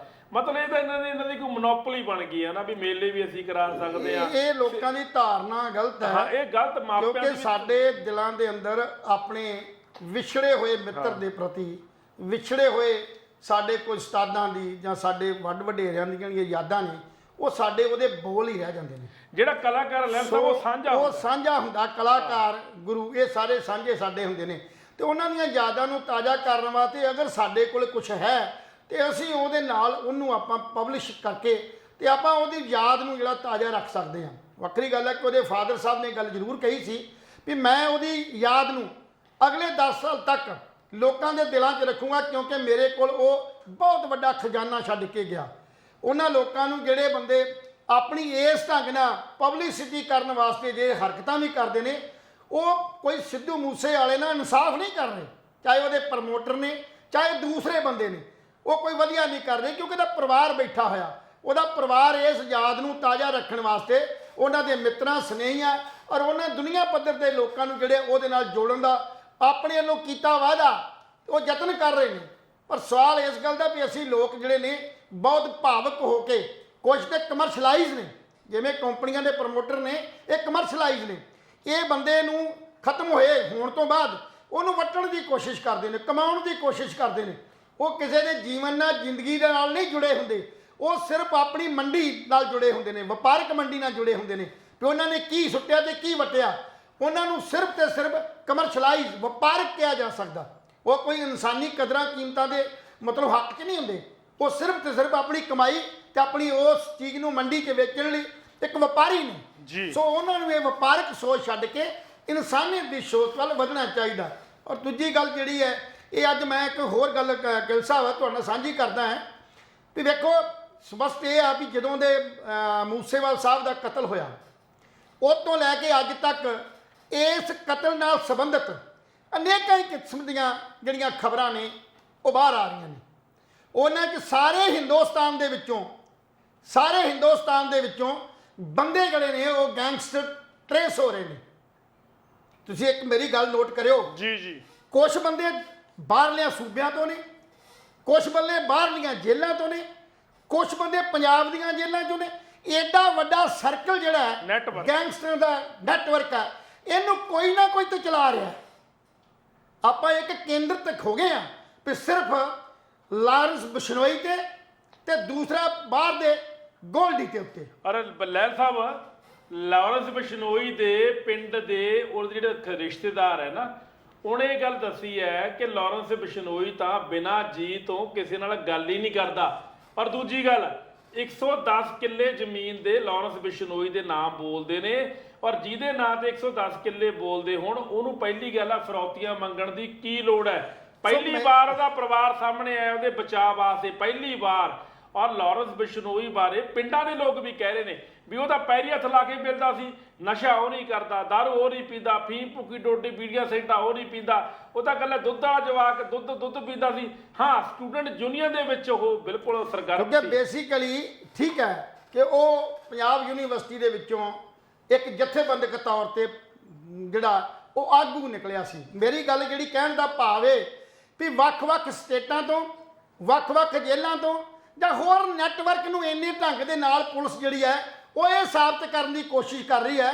ਮੈਂ ਕਦੇ ਨਾ ਕਦੇ ਇਹ ਸੋਚਦਾ ਵੀ ਇਹਦੇ ਪਿੱਛੇ ਚਾਹੇ ਰਾਜਨੀਤਿਕ ਇਸ਼ੂ ਹੈ, ਪਰ ਨਾ ਤੇ ਕਿਸੇ ਕਾਂਗਰਸ ਨੇ ਕਰਾਇਆ, ਨਾ ਆਪ ਕਰਾਇਆ, ਨਾ ਕਿਸੇ ਹੋਰ ਨੇ ਕਰਾਇਆ, ਤੇ ਕਰਾਇਆ ਕਿੰਨੇ? ਮੈਂ ਇੱਕ ਕੱਲ ਕੋਈ ਰਿਪੋਰਟ ਪੜ੍ਹ ਰਿਹਾ ਸੀ, ਦੇਖ ਰਿਹਾ ਸੀ ਰਾਜਨੀਤਿਕ ਤੌਰ ਤੇ ਉਹਦੇ ਚ ਇੱਕ ਇਹੋ ਜਿਹੀ ਟੀਮ ਹੈ ਜਿਹੜੀ ਟੀਮ ਇਸ ਸਾਰੇ ਕੁਝ ਨੂੰ ਆਪਰੇਟ ਕਰਦੀ ਹੈ। ਮੇਰੀ ਆਪਣੀ ਸਮਝ ਕਹਿੰਦੀ ਹੈ ਵੀ ਇਸ ਮੂਸੇਵਾਲੇ ਦੇ ਕਤਲ ਨੂੰ ਕਰਵਾਉਣ ਵਾਲੀ ਇਹ ਜਿੰਨੀ ਟ੍ਰੇਸਿੰਗ ਹੈ, ਇਸ ਟ੍ਰੇਸਿੰਗ ਟੀਮ ਨੂੰ ਆਰਗੇਨਾਈਜ਼ ਕਰਨ ਵਾਲਾ ਕੋਈ ਬਾਹਰੀ ਬੰਦਾ ਹੈ, ਕੋਈ ਇਹੋ ਜਿਹਾ ਰਾਜਨੀਤਿਕ ਬੰਦਾ ਹੈ ਜਿਹੜਾ ਬੰਦਾ ਪਰਦੇ ਦੇ ਪਿੱਛੇ ਹੈ, ਔਰ ਨਾ ਹੀ ਉਹ ਕਿਸੇ ਪਾਰਟੀ ਦਾ ਔਰ ਨਾ ਹੀ ਉਹ ਕਿਸੇ ਹੋਰ ਨਾਲ ਅਟੈਚ ਹੈ ਜੀ। ਉਹਦਾ ਮਨਸ਼ਾ ਇਹ ਹੈ ਪੰਜਾਬ ਦੇ ਅੰਦਰ ਹਫੜਾ ਦਫੜੀ ਮਚਾਉਣੀ, ਕਤਲੋ ਗਾਰਤ ਕਰਨੀ, ਭਰਾ ਮਾਰ ਲੜਾਈ ਕਰਨੀ, ਤਾਂ ਕਿ ਪੰਜਾਬ ਦੇ ਅੰਦਰ ਇੱਕ ਇਹੋ ਜਿਹਾ ਲਾਂਬੂ ਲਾਤਾ ਜਾਵੇ, ਯਾਦ ਤੇ ਪਾਤ ਦਾ, ਇਹ ਗੈਂਗਸਟਰਾਂ ਦਾ ਡਰ ਪੈਦਾ ਕਰ ਦਿੱਤਾ ਜਾਵੇ। ਇਸ ਡਰ ਚੋਂ ਉਹਨੂੰ ਕੀ ਮੁਨਾਫਾ ਹੋਣਾ, ਇਹ ਸਮੇਂ ਦੀ ਮੰਗ ਹੈ, ਸਮਾਂ ਦੱਸੇਗਾ। ਆਪਾਂ ਪਟੋਲਦੇ ਹਾਂ, ਸਾਡੀ ਅਥਾਰਟੀ ਜਿਹੜੀ ਆ ਪੁਲਿਸ ਪ੍ਰਸ਼ਾਸਨ ਹੈ ਉਹ ਉਹਨਾਂ ਕੜੀਆਂ ਨੂੰ ਇਕੱਠੀਆਂ ਕਰ ਰਿਹਾ, ਪਰ ਉਹ ਕੜੀਆਂ ਸਿਰਫ ਤੇ ਸਿਰਫ 1-2 ਲੱਖ 3-3 ਲੱਖ ਜਾਂ 50-50 ਹਜ਼ਾਰ 'ਚ ਵਿਕੀਆਂ ਹੋਈਆਂ ਜਿਹੜੀਆਂ ਉਹ ਆਪਣੀਆਂ ਜਿਹੜੀਆਂ ਕੜੀਆਂ ਨੇ, ਉਹਨਾਂ ਕੜੀਆਂ ਨੂੰ ਇਹ ਖੁਦ ਨਹੀਂ ਪਤਾ ਕਿ ਅਸੀਂ ਕਿਸ ਬੰਦੇ ਨੂੰ ਮਾਰਨ ਚੱਲੇ ਆ, ਸਾਡਾ ਮਕਸਦ ਕੀ ਹੈ, ਇਸ ਬਾਰੇ ਕੁਝ ਨਹੀਂ ਪਤਾ। ਸਿਰਫ ਪਤਾ ਕੀ ਹੈ ਕਿ ਅਸੀਂ ਫਲਾਣੇ ਥਾਂ ਤੇ ਐਕਸ਼ਨ ਕਰਨਾ, ਉਸ ਐਕਸ਼ਨ ਦੀ ਪਲੈਨਿੰਗ ਉਹ ਕਿਹੜੇ ਬੰਦਿਆਂ ਨੇ ਕੀਤੀ ਹੈ, ਸਭ ਤੋਂ ਵੱਡੀ ਜ਼ਰੂਰਤ ਸਾਨੂੰ ਉਸ ਨੂੰ ਪਛਾਣਨ ਦੀ ਆ। ਚਾਹੇ NIA ਪਛਾਣੇ, ਚਾਹੇ CBI ਪਛਾਣੇ। ਇਹ ਆਮ ਪੁਲਿਸ ਦਾ ਜਿਹੜਾ ਉਹ ਵਰਤਾਰਾ ਨਹੀਂ ਹੈ ਕਿ ਉਹ ਇਹਨੂੰ ਐਡੀ ਵਧੀਆ ਤਰੀਕੇ ਨਾਲ ਟਰੇਸ ਕਰ ਸਕਦੀ ਹੈ। ਸੋ ਇਸ ਕਰਕੇ ਇਹਦੇ ਪਿੱਛੇ ਮੈਂ ਕਈ ਵਾਰ ਇਹ ਦਿਮਾਗ ਤੇ ਬਹੁਤ ਵੱਡਾ ਇਹ ਸੋਚ ਕੇ ਵੀ ਇਸ ਕਤਲ ਦੇ ਨਾਲ ਫਾਇਦਾ ਕਿਹਨੂੰ ਹੋ ਸਕਦਾ, ਰਾਜਨੀਤਿਕ ਤੌਰ ਤੇ ਕਿਹਨੂੰ ਫਾਇਦਾ ਹੋ ਸਕਦਾ, ਜਾਂ ਇਸ ਗੜਬੜ ਨੂੰ ਫੈਲਾਉਣ ਲਈ ਕਿਸ ਬੰਦੇ ਦਾ ਫਾਇਦਾ ਹੋ ਸਕਦਾ। ਔਰ ਉਹ ਜਿਸ ਬੰਦੇ ਨੇ ਇਹ ਪਰਪਸ ਰੱਖ ਕੇ ਹੀ ਇਹ ਟਾਰਗੇਟ ਕੀਤੇ ਗਏ ਨੇ, ਜਿਹੜੀਆਂ ਅੱਜ ਬਾਕੀ ਲੋਕਾਂ ਨੂੰ ਧਮਕੀਆਂ ਆ ਰਹੀਆਂ, ਉਹ ਸਿਰਫ ਧਮਕੀਆਂ ਉਸੇ ਦੀ ਪੜਾਅ ਦੇ ਅੰਦਰ ਹੈ ਕਿ ਉਹਦਾ ਧਿਆਨ ਜਿਹੜਾ ਦੂਸਰੇ ਪਾਸੇ ਲਾਇਆ ਜਾਵੇ, ਲੋਕਾਂ ਦਾ ਇਸ ਪਾਸੇ ਲਾਤਾ ਜਾਵੇ ਕਿ ਗੈਂਗਸਟਰਾਂ ਦੀਆਂ ਲਿਖੀਆਂ ਹੋਈਆਂ ਚਿੱਠੀਆਂ ਜਾਂ ਗੈਂਗਸਟਰਾਂ ਵੱਲੋਂ ਕੀਤਾ ਜਾ ਰਿਹਾ ਇਹ ਮਤਲਬ ਵਰਤਾਰਾ ਮੋਹਰਾ ਬਣਾ ਕੇ ਉਹਨਾਂ ਨੂੰ ਗੈਂਗਸਟਰਾਂ ਦਾ ਨਾਮ ਵਰਤ ਕੇ ਪਿੱਛੇ ਕੋਈ ਸਾਜ਼ਿਸ਼ ਬਹੁਤ ਵੱਡੀ ਹੈ, ਜਿਸ ਸਾਜ਼ਿਸ਼ ਨੂੰ ਬੇਨਕਾਬ ਕਰਨਾ ਸਾਡੀ ਸਰਕਾਰ ਦਾ ਤੇ ਸਾਡੇ ਸਿਸਟਮ ਦੀ ਬਹੁਤ ਵੱਡੀ ਜ਼ਿੰਮੇਵਾਰੀ ਹੈ। ਨਹੀਂ ਤੇ ਇਦਾਂ ਦੀਆਂ ਘਟਨਾਵਾਂ ਜਿਹੜੀਆਂ ਆਉਣ ਵਾਲੇ ਸਮੇਂ 'ਚ ਹੋਰ ਵੀ ਵਾਪਰਦੀਆਂ ਰਹਿਣਗੀਆਂ, ਕਿਉਂਕਿ ਰਾਜਨੀਤਿਕ ਲੋਕ ਇਹ ਚਾਹੁੰਦੇ ਨੇ ਕਿ ਕਿਸੇ ਨਾ ਕਿਸੇ ਤਰੀਕੇ ਨਾਲ ਪੰਜਾਬ ਦੀ ਸਰਜ਼ਮੀਨ ਦੇ ਉੱਤੇ ਇਸੇ ਤਰ੍ਹਾਂ ਦਾ ਵਾਦ ਵਿਹਾਰ ਚੱਲਦਾ ਰਹੇ, ਲੋਕ ਆਪਣੀਆਂ ਬੁਨਿਆਦੀ ਸਹੂਲਤਾਂ ਤੇ ਮੰਗਾਂ ਵੱਲ ਧਿਆਨ ਨਾ ਉਹਨਾਂ ਦਾ ਜਾਵੇ। ਇਸ ਕਰਕੇ ਇਸ ਗੱਲ ਨੂੰ ਬਾਹਰ ਕੱਢਣ ਦੀ ਬਹੁਤ ਵੱਡੀ ਜ਼ਰੂਰਤ ਹੈ। ਜੀ ਲਹਿਲ ਸਾਹਿਬ, ਦੇਖੋ ਗੱਲ ਇੱਦਾਂ ਹੈ ਵੀ ਲਹਿਲ ਸਾਹਿਬ ਦੀ ਗੱਲ 'ਚੋਂ ਗੱਲ ਨਿਕਲ ਕੇ ਆਉਂਦੀ ਹੈ, ਮੈਂ ਹਮੇਸ਼ਾ ਗੱਲ 'ਚੋਂ ਗੱਲ ਹੀ ਕੱਢਦਾ ਹੁੰਦਾ। ਸਿਸਟਮ ਨੂੰ ਸੁਧਾਰਨ ਦੀ ਲੋੜ ਹੈ, ਇਸ ਨੈਟਵਰਕ ਨੂੰ ਚਲਾਉਣ ਵਾਲਾ ਕੌਣ ਹੈ, ਐਡਾ ਵੱਡਾ ਕਿੰਗ ਪਿਨ ਬਕਾਉਣਾ ਹੈ ਵੀ ਜਿਹਦੀ ਤਿਹਾੜ ਜੇਲ੍ਹ, ਬੜੈਲ ਜੇਲ੍ਹ, ਪਟਿਆਲਾ ਜੇਲ੍ਹ, ਨਾਭਾ ਜੇਲ੍ਹ, ਇਹ ਸਾਰੀਆਂ ਜੇਲ੍ਹਾਂ ਦੇ ਨਾਲ ਕੜੀ ਜੁੜੀ ਹੋਈ ਹੈ। ਇਹਦਾ ਮਤਲਬ ਕੋਈ ਨਾ ਕੋਈ ਪੋਲੀਟੀਕਲ ਬੰਦਾ ਹੈ ਜਿਹੜਾ ਇਹਨੂੰ ਆਪਰੇਟ ਕਰ ਰਿਹਾ, ਕੋਈ ਨਾ ਕੋਈ ਅੰਦਰ ਕਾਂਗਿਆਰੀ ਹੈਗੀ ਹੈ ਪੁਲਿਸ ਪ੍ਰਸ਼ਾਸਨ ਦੇ ਵਿੱਚ, ਜੇਲ੍ਹ ਡਿਪਾਰਟਮੈਂਟ ਦੇ ਵਿੱਚ, ਜਿਹੜੀ ਇਹ ਸਾਰੇ ਨੈਟਵਰਕ ਨੂੰ, ਜੇ ਆਪਾਂ ਪੂਰਾ ਨੈਟਵਰਕ ਆਪਾਂ ਦਿਖਾਈਏ, ਮੰਨ ਲਓ ਇਹ ਨੈਟਵਰਕ ਹੈ ਵਿਚਾਲੇ, ਮੰਨ ਲਓ ਸਪੋਜ਼ ਕਰੋ ਲਾਰੈਂਸ ਬਿਸ਼ਨੋਈ ਹੈ, ਤਾਂ ਲਾਰੈਂਸ ਬਿਸ਼ਨੋਈ ਇਕੱਲਾ ਨਹੀਂ, ਉਹਦੇ ਖਿਲਾਫ ਹੋ 100 ਹਜ਼ਾਰਾਂ ਦੀ ਗਿਣਤੀ ਵਿੱਚ ਗੈਂਗਸਟਰ ਘੁੰਮਦੇ ਨੇ। ਕੱਲ ਬਟਾਲਾ ਦੇ ਵਿੱਚ ਵੀ ਇਹੀ ਗੱਲ ਹੋਈ, ਬਟਾਲਾ ਦੇ ਵਿੱਚ ਗੈਂਗਸਟਰਾਂ ਤੇ ਪੁਲਿਸ ਵਿਚਕਾਰ ਅੰਨ੍ਹੇਵਾਹ ਗੋਲੀਆਂ ਚੱਲੀਆਂ ਜੀ, ਕਿੰਨੇ ਰਾਉਂਡ ਫਾਇਰ ਹੋਏ ਹਨਾ। ਹਾਲਾਂਕਿ 2 ਉਹਦੇ ਵਿੱਚ ਗ੍ਰਿਫਤਾਰ ਕਰ ਲਏ, 2 ਫਰਾਰ ਹੋ ਗਏ, ਔਰ ਅਸਲਾ ਵੀ ਫੜਿਆ, ਇੱਕ ਪਿਸਤੌਲ ਹੈ, 7 ਕਾਰਤੂਸ ਹੈ, ਮੈਗਜ਼ੀਨ ਹੈ। ਇਹ ਕਿੱਥੋਂ ਆਏ? ਔਰ ਦੂਜੀ ਗੱਲ, ਜਿਹੜੀ ਰਾਈਫਲ ਨਾਲ ਸਿੱਧੂ ਮੂਸੇਵਾਲਾ ਮਾਰਿਆ, ਔਰ ਮਾਨ ਸਾਹਿਬ ਪੁਲਿਸ ਕਿੱਥੇ ਸੀ? ਮਾਨ ਸਾਹਿਬ ਪੁਲਿਸ ਐਡੀ ਵੱਡੀ ਰਾਈਫਲ ਜਿਹੜੀ ਕਿ ਹਿੰਦੁਸਤਾਨ 'ਚ ਕੋਈ ਆਪਰੇਟ ਹੀ ਨਹੀਂ ਕਰਦਾ, ਕਿਸੇ ਦੇਸ਼ 'ਚ ਵੀ ਨਹੀਂ ਹੈ, ਕਿਸੇ ਦੇਸ਼ ਵਿੱਚ ਸਿਰਫ ਰਸ਼ੀਆ ਦੇ ਵਿੱਚ ਹੈ। ਹਾਂ। ਔਰ ਉਹ ਵੀ ਰਸ਼ੀਆ ਦੀ ਜਿਹੜੀ ਇੰਟੈਲੀਜੈਂਸ ਹੈ ਉਹਨਾਂ ਜਾਂ ਕੋਲੇ ਜਿਹੜੀ ਫੌਜ ਹੈ, ਇਹ ਹਥਿਆਰ ਉਹਦੇ ਕੋਲ ਆ, ਹੋਰ ਮੈਂ ਹੁਣ- ਕਿਤੇ ਨਹੀਂ ਹੈ। ਆਪਾਂ ਹੁਣ ਮਤਲਬ ਇਹਦੇ ਵਿੱਚ ਸ਼ਾਇਦ ਤੁਸੀਂ ਗਿੱਲ ਸਾਹਿਬ ਇੱਕ ਲਹਿਲ ਮੈਂ ਹੋਰ ਸਾਹਿਬ- ਗੱਲ ਕਰਨ ਲੱਗਾ, ਜੀ, ਜੀ। ਮੂਸੇ ਵਾਲੇ ਸਾਹਿਬ ਨੇ ਆਪਣੇ ਇੱਕ ਗੀਤ ਦੇ ਵਿੱਚ ਉਹ ਰਸ਼ੀਅਨ ਮਟਿਆਰ ਦੀ ਗੱਲ ਕੀਤੀ ਆ, ਰਸ਼ੀਅਨ ਦੀ ਗੱਲ ਕੀਤੀ ਹੈ ਹਥਿਆਰ ਦੀ। ਉਹ ਇਹੀ ਹਥਿਆਰ ਸੀ ਜਿਹਦੀ ਵੱਲ ਗੱਲ ਕੀਤੀ ਸੀ। ਕਿਤੇ ਗੀਤ ਨੂੰ ਸੁਣ ਕੇ ਦੇਖਿਓ, ਉਸ ਗੀਤ 'ਚ ਉਹ ਰਸ਼ੀਆ ਦੀ ਗੱਲ ਕਰਦਾ ਔਰ ਉਹਨੂੰ ਪਤਾ ਨਹੀਂ ਕਿਸੇ ਮਸ਼ੂਕ ਦੇ ਨਾਂ ਤੇ ਜਾਂ ਕਿਸੇ ਹੋਰ ਦੇ ਨਾਂ ਤੇ ਸੰਬੋਧਨ ਕਰਦਾ, ਔਰ ਇਸ ਹਥਿਆਰ ਨੂੰ ਖਾਸ ਕਰਕੇ ਉਹ ਮਤਲਬ ਜਿਹੜੀ ਆ ਉਹ ਪਿਨ ਅਪ ਕਰਦਾ। ਸੋ ਇਹ ਗੱਲਾਂ ਵਿਚਾਰਨ ਵਾਲੀਆਂ ਨੇ ਵੀ ਐਡਾ ਮਤਲਬ AN 94 ਜਿਹੜਾ ਭਾਰਤ ਜਾਂ ਬਾਕੀ ਹੋਰ ਕਿਸੇ ਵੀ ਦੇਸ਼ 'ਚ ਹਥਿਆਰ ਨਹੀਂ, ਉਹ ਪੰਜਾਬ 'ਚ ਆ ਕਿਵੇਂ ਗਿਆ? ਇਹਦਾ ਮਤਲਬ ਜੇ ਆਪਾਂ ਲਹਿਲ ਸਾਹਿਬ ਤੁਹਾਡੀ ਗੱਲ ਵਿੱਚੇ ਕੱਢਦਾ, ਜੀ ਜੇ ਆਪਾਂ ਗੱਲ ਕਹੀ ਵੀ ਰਸ਼ੀਅਨ ਹਥਿਆਰ ਹੈ, ਜੀ, ਇਹਦਾ ਮਤਲਬ ਇਹਨੂੰ ਮਰਵਾਉਣ ਵਾਲਾ ਰਸ਼ੀਆ ਵਿੱਚ ਬੈਠਾ ਹੈ। ਰਸ਼ੀਆ ਨਹੀਂ ਬੈਠਾ, ਨਹੀਂ ਰਸ਼ੀਆ ਦੇ ਗੱਲ ਵਿੱਚੋਂ ਕਰਦੇ ਆ। ਦੇਖੋ ਗੱਲ ਦੇਖੋ, ਬਿਲਕੁਲ ਬਿਲਕੁਲ ਗੱਲ ਸ਼ੁਰੂ ਕਿੱਥੋਂ ਹੁੰਦੀ ਹੈ? ਜੀ। ਜਦੋਂ ਆਪਾਂ ਮਕਾਨ ਪਾਉਣੇ ਆ ਤਾਂ ਉਹਦੀ ਜ਼ਮੀਨ ਚੋਂ ਨਿਉ ਨਹੀਂ ਪੜਦੇ ਆ, ਜਿਹੜੀ ਨੀਂਹ ਰੱਖੀ ਗਈ ਕਤਲ ਦੀ ਉਹ ਰਸ਼ੀਆ ਵਿੱਚ ਰੱਖੀ ਗਈ ਵੀ ਹਥਿਆਰ ਉੱਥੋਂ ਆਊਗਾ, ਉਸ ਹਥਿਆਰ ਨੇ ਮਾਰਿਆ। ਦੂਜੀ ਗੱਲ, ਸਭ ਤੋਂ ਵੱਡੀ ਗੱਲ ਇਹ ਹੈ ਕਿ ਇੰਨੇ ਦਿਨ ਹਥਿਆਰ ਲੈ ਕੇ ਘੁੰਮਦੇ ਰਹੇ, ਹੁਣ ਇਹਦਾ ਕਤਲ ਕਰਨ ਵਾਲੇ ਅੱਜ ਜਨਮ ਦਿਨ ਹੈ, ਜਨਮ ਦਿਨ ਦੇ ਆਪਾਂ ਕਤਲ ਦੀਆਂ ਗੱਲਾਂ ਕਰਦੇ ਚੰਗੇ ਵੀ ਨਹੀਂ ਲੱਗਦੇ। ਨਹੀਂ, ਸਾਡਾ ਕਹਿਣ ਦਾ ਭਾਵ ਇਹ ਸੀ ਵੀ ਅੱਜ ਸ਼ਰਧਾਂਜਲੀ ਜਿਹੜੀ ਉਹਦੀ ਹੈ, ਉਹ ਸ਼ਰਧਾਂਜਲੀ ਸੱਚੀ ਇਹੀ ਹੈ ਵੀ ਸਾਡੇ ਲੋਕਾਂ ਨੂੰ ਇਕੱਠੇ ਹੋ ਕੇ ਮੂਸੇਵਾਲੇ ਦੇ ਇਸ ਕਤਲ ਦੇ ਪਿੱਛੇ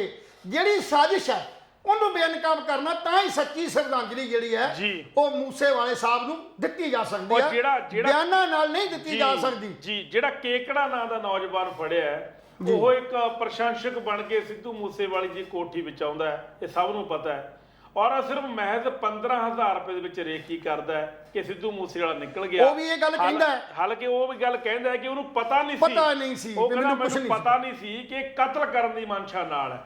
ਉਹ ਸਿਰਫ ਇਸ ਵਾਸਤੇ ਸੀ, ਹੋ ਸਕਦਾ ਕੇਕੜੇ ਨੂੰ ਇਹ ਗੱਲ ਕਹੀ ਹੋਵੇ ਵੀ ਅਸੀਂ ਇਹਦੇ ਨਾਲ ਗੱਲਬਾਤ ਕਰਨੀ ਹੈ ਜਾਂ ਇਹਨੂੰ ਘੇਰ ਕੇ ਫੋਟੋਆਂ ਕਰਾਉਣੀਆਂ। ਮੈਂ ਉਹ ਤਾਂ ਹੀ ਗੱਲ ਕਲੀਅਰ ਕੀਤੀ ਹੈ ਨਾ ਵੀ ਇਹਦੇ ਪਿੱਛੇ ਸਾਜ਼ਿਸ਼ ਕੁਝ ਹੋਰ ਸੀ, ਇਹਦੀ ਵੱਖ-ਵੱਖ ਕੜੀਆਂ ਜੋੜੀਆਂ ਗਈਆਂ ਨਾਲ, ਉਹਨਾਂ ਦੀ ਉਹ ਮਦਦ ਲਈ ਗਈ ਹੈ, ਪਰ ਪਤਾ ਕਿਸੇ ਨੂੰ ਨਹੀਂ ਕਿ ਅਸੀਂ ਕਰਨਾ ਕੀ ਹੈ। ਸਿਰਫ ਉਹਨਾਂ ਦਾ ਇੱਕੋ ਇੱਕ ਟਾਰਗੇਟ ਸੀ ਵੀ ਕਤਲ ਕਰਨਾ। ਕਿਸ ਦਾ ਕਰਨਾ, ਕਿਹਦਾ ਕਰਨਾ, ਉਹ ਬਾਅਦ ਦੀਆਂ ਗੱਲਾਂ ਨੇ।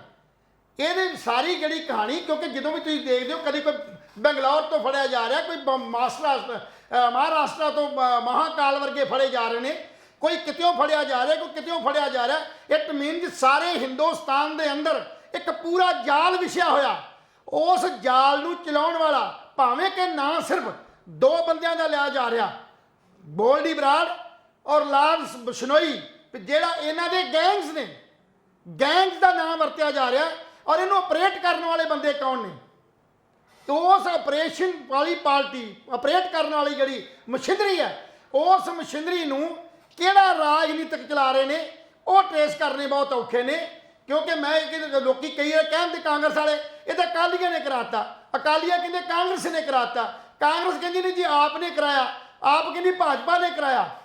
ਇਹ ਸਿਰਫ ਇੱਕ ਆਮ ਭਾਵਕ ਗੱਲਾਂ ਨੇ, ਪਰ ਸਾਰੇ ਦੇ ਸਾਰੇ ਇਸ ਗੱਲ ਦੇ ਉੱਤੇ ਕਦੇ ਸਹਿਮਤ ਨਹੀਂ ਹੋ ਰਹੇ ਵੀ ਕਿਤੇ ਨਾ ਕਿਤੇ ਰਾਜਸੀ ਜਿਹੜੇ ਇਹ ਲੋਕ ਨੇ ਉਹ ਕਿੱਥੇ ਤੇ ਕਿਹਦੇ ਨਾਲ ਵੱਜੇ ਨੇ, ਔਰ ਉੱਥੋਂ ਹੀ ਇਹ ਸਾਰੀ ਜਿਹੜੀ ਗੇਮ ਆ ਹਿਲਦੀ ਹੈ, ਔਰ ਉਹਨੂੰ ਪਿਨ ਅਪ ਕਰਨ ਵਾਸਤੇ ਬਹੁਤ ਵੱਡੀ ਜੱਦੋ-ਜਹਿਦ ਆਪਾਂ ਨੂੰ ਕਰਨੀ ਪਏਗੀ।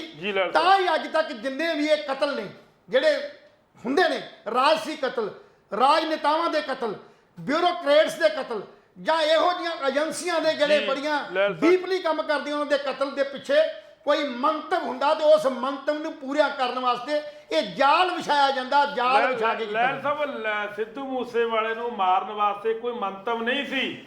ਸਿੱਧੂ ਮੂਸੇਵਾਲੇ ਨੂੰ ਮਾਰਨ ਵਾਸਤੇ ਸਿਰਫ ਜਿੱਦ ਸੀ, ਇੱਕ ਕਿੜ ਸੀ ਵੀ ਇਹ ਕਿਉਂ ਫੇਮਸ ਹੋ ਗਿਆ। ਬਹੁਤ ਸਾਰੇ ਲੋਕਾਂ ਦਾ ਰਾਹ ਦਾ ਰੋੜਾ ਸੀ। ਔਰ ਦੂਜੀ ਗੱਲ, ਕਾਤਲਾਂ ਨੇ ਜਿਹੜੇ ਫੜੇ ਨੇ ਉਹਨਾਂ ਵਿੱਚੋਂ ਇੱਕ ਦੋ ਨੇ ਮੰਨਿਆ, ਉਹ ਕਹਿੰਦੇ ਬਈ ਇਹਨੂੰ ਅਸੀਂ ਇਹਦੀ ਰੇਕੀ ਕਰ ਕਰਕੇ ਦੁਖੀ ਹੋ ਗਏ ਸੀ ਵੀ ਜੇ ਸਾਨੂੰ 2 ਦਿਨ ਦੇ ਵਿੱਚ ਇਹ ਨਾ ਮਿਲਦਾ ਤਾਂ ਉਹਨੂੰ ਘਰੇ ਜਾ ਕੇ ਅਸੀਂ ਮਾਰਨਾ ਸੀ। ਲਹਿਲ ਸਾਹਿਬ, ਹੋ ਸਕਦਾ ਘਰੇ ਗੋਲੀਆਂ ਮਾਂ ਨੂੰ ਵੱਜਦੀਆਂ, ਘਰੇ ਗੋਲੀਆਂ ਪਿਓ ਨੂੰ ਵੱਜਦੀਆਂ, ਜਾਂ ਹੋ ਸਕਦਾ ਇਹਨਾਂ ਦੇ ਕੁੱਤਿਆਂ ਨੂੰ ਕਲਵੰਤ ਗਿੱਲ ਜੀ ਇਹ ਗੱਲ ਮੰਨ ਕੇ ਧਾਰ ਲਓ ਲਹਿਲ ਸਾਹਿਬ ਵੀ ਕੋਈ ਮਾਮੂਲੀ ਬੰਦਾ ਨਹੀਂ ਕੋਈ ਹੁੰਦਾ, ਉਹ ਟਾਰਚ ਉਸ ਬੰਦੇ ਤੇ ਪਿੰਨ ਅਪ ਕਰਦੇ ਨੇ ਜਿਸ ਬੰਦੇ ਦੇ ਨਾਲ ਸਮੁੱਚੇ ਸਮਾਜ ਦੇ ਅੰਦਰ ਇੱਕ ਕਹਾਣੀ ਛਿੜਦੀ ਆ। ਮੂਸੇਵਾਲੇ ਦੀ ਮੌਤ ਦੇ ਨਾਲ ਦੁਨੀਆ ਪੱਧਰ ਦੇ ਉੱਤੇ ਇੱਕ ਸਵਾਲ ਖੜਾ ਹੋ ਗਿਆ।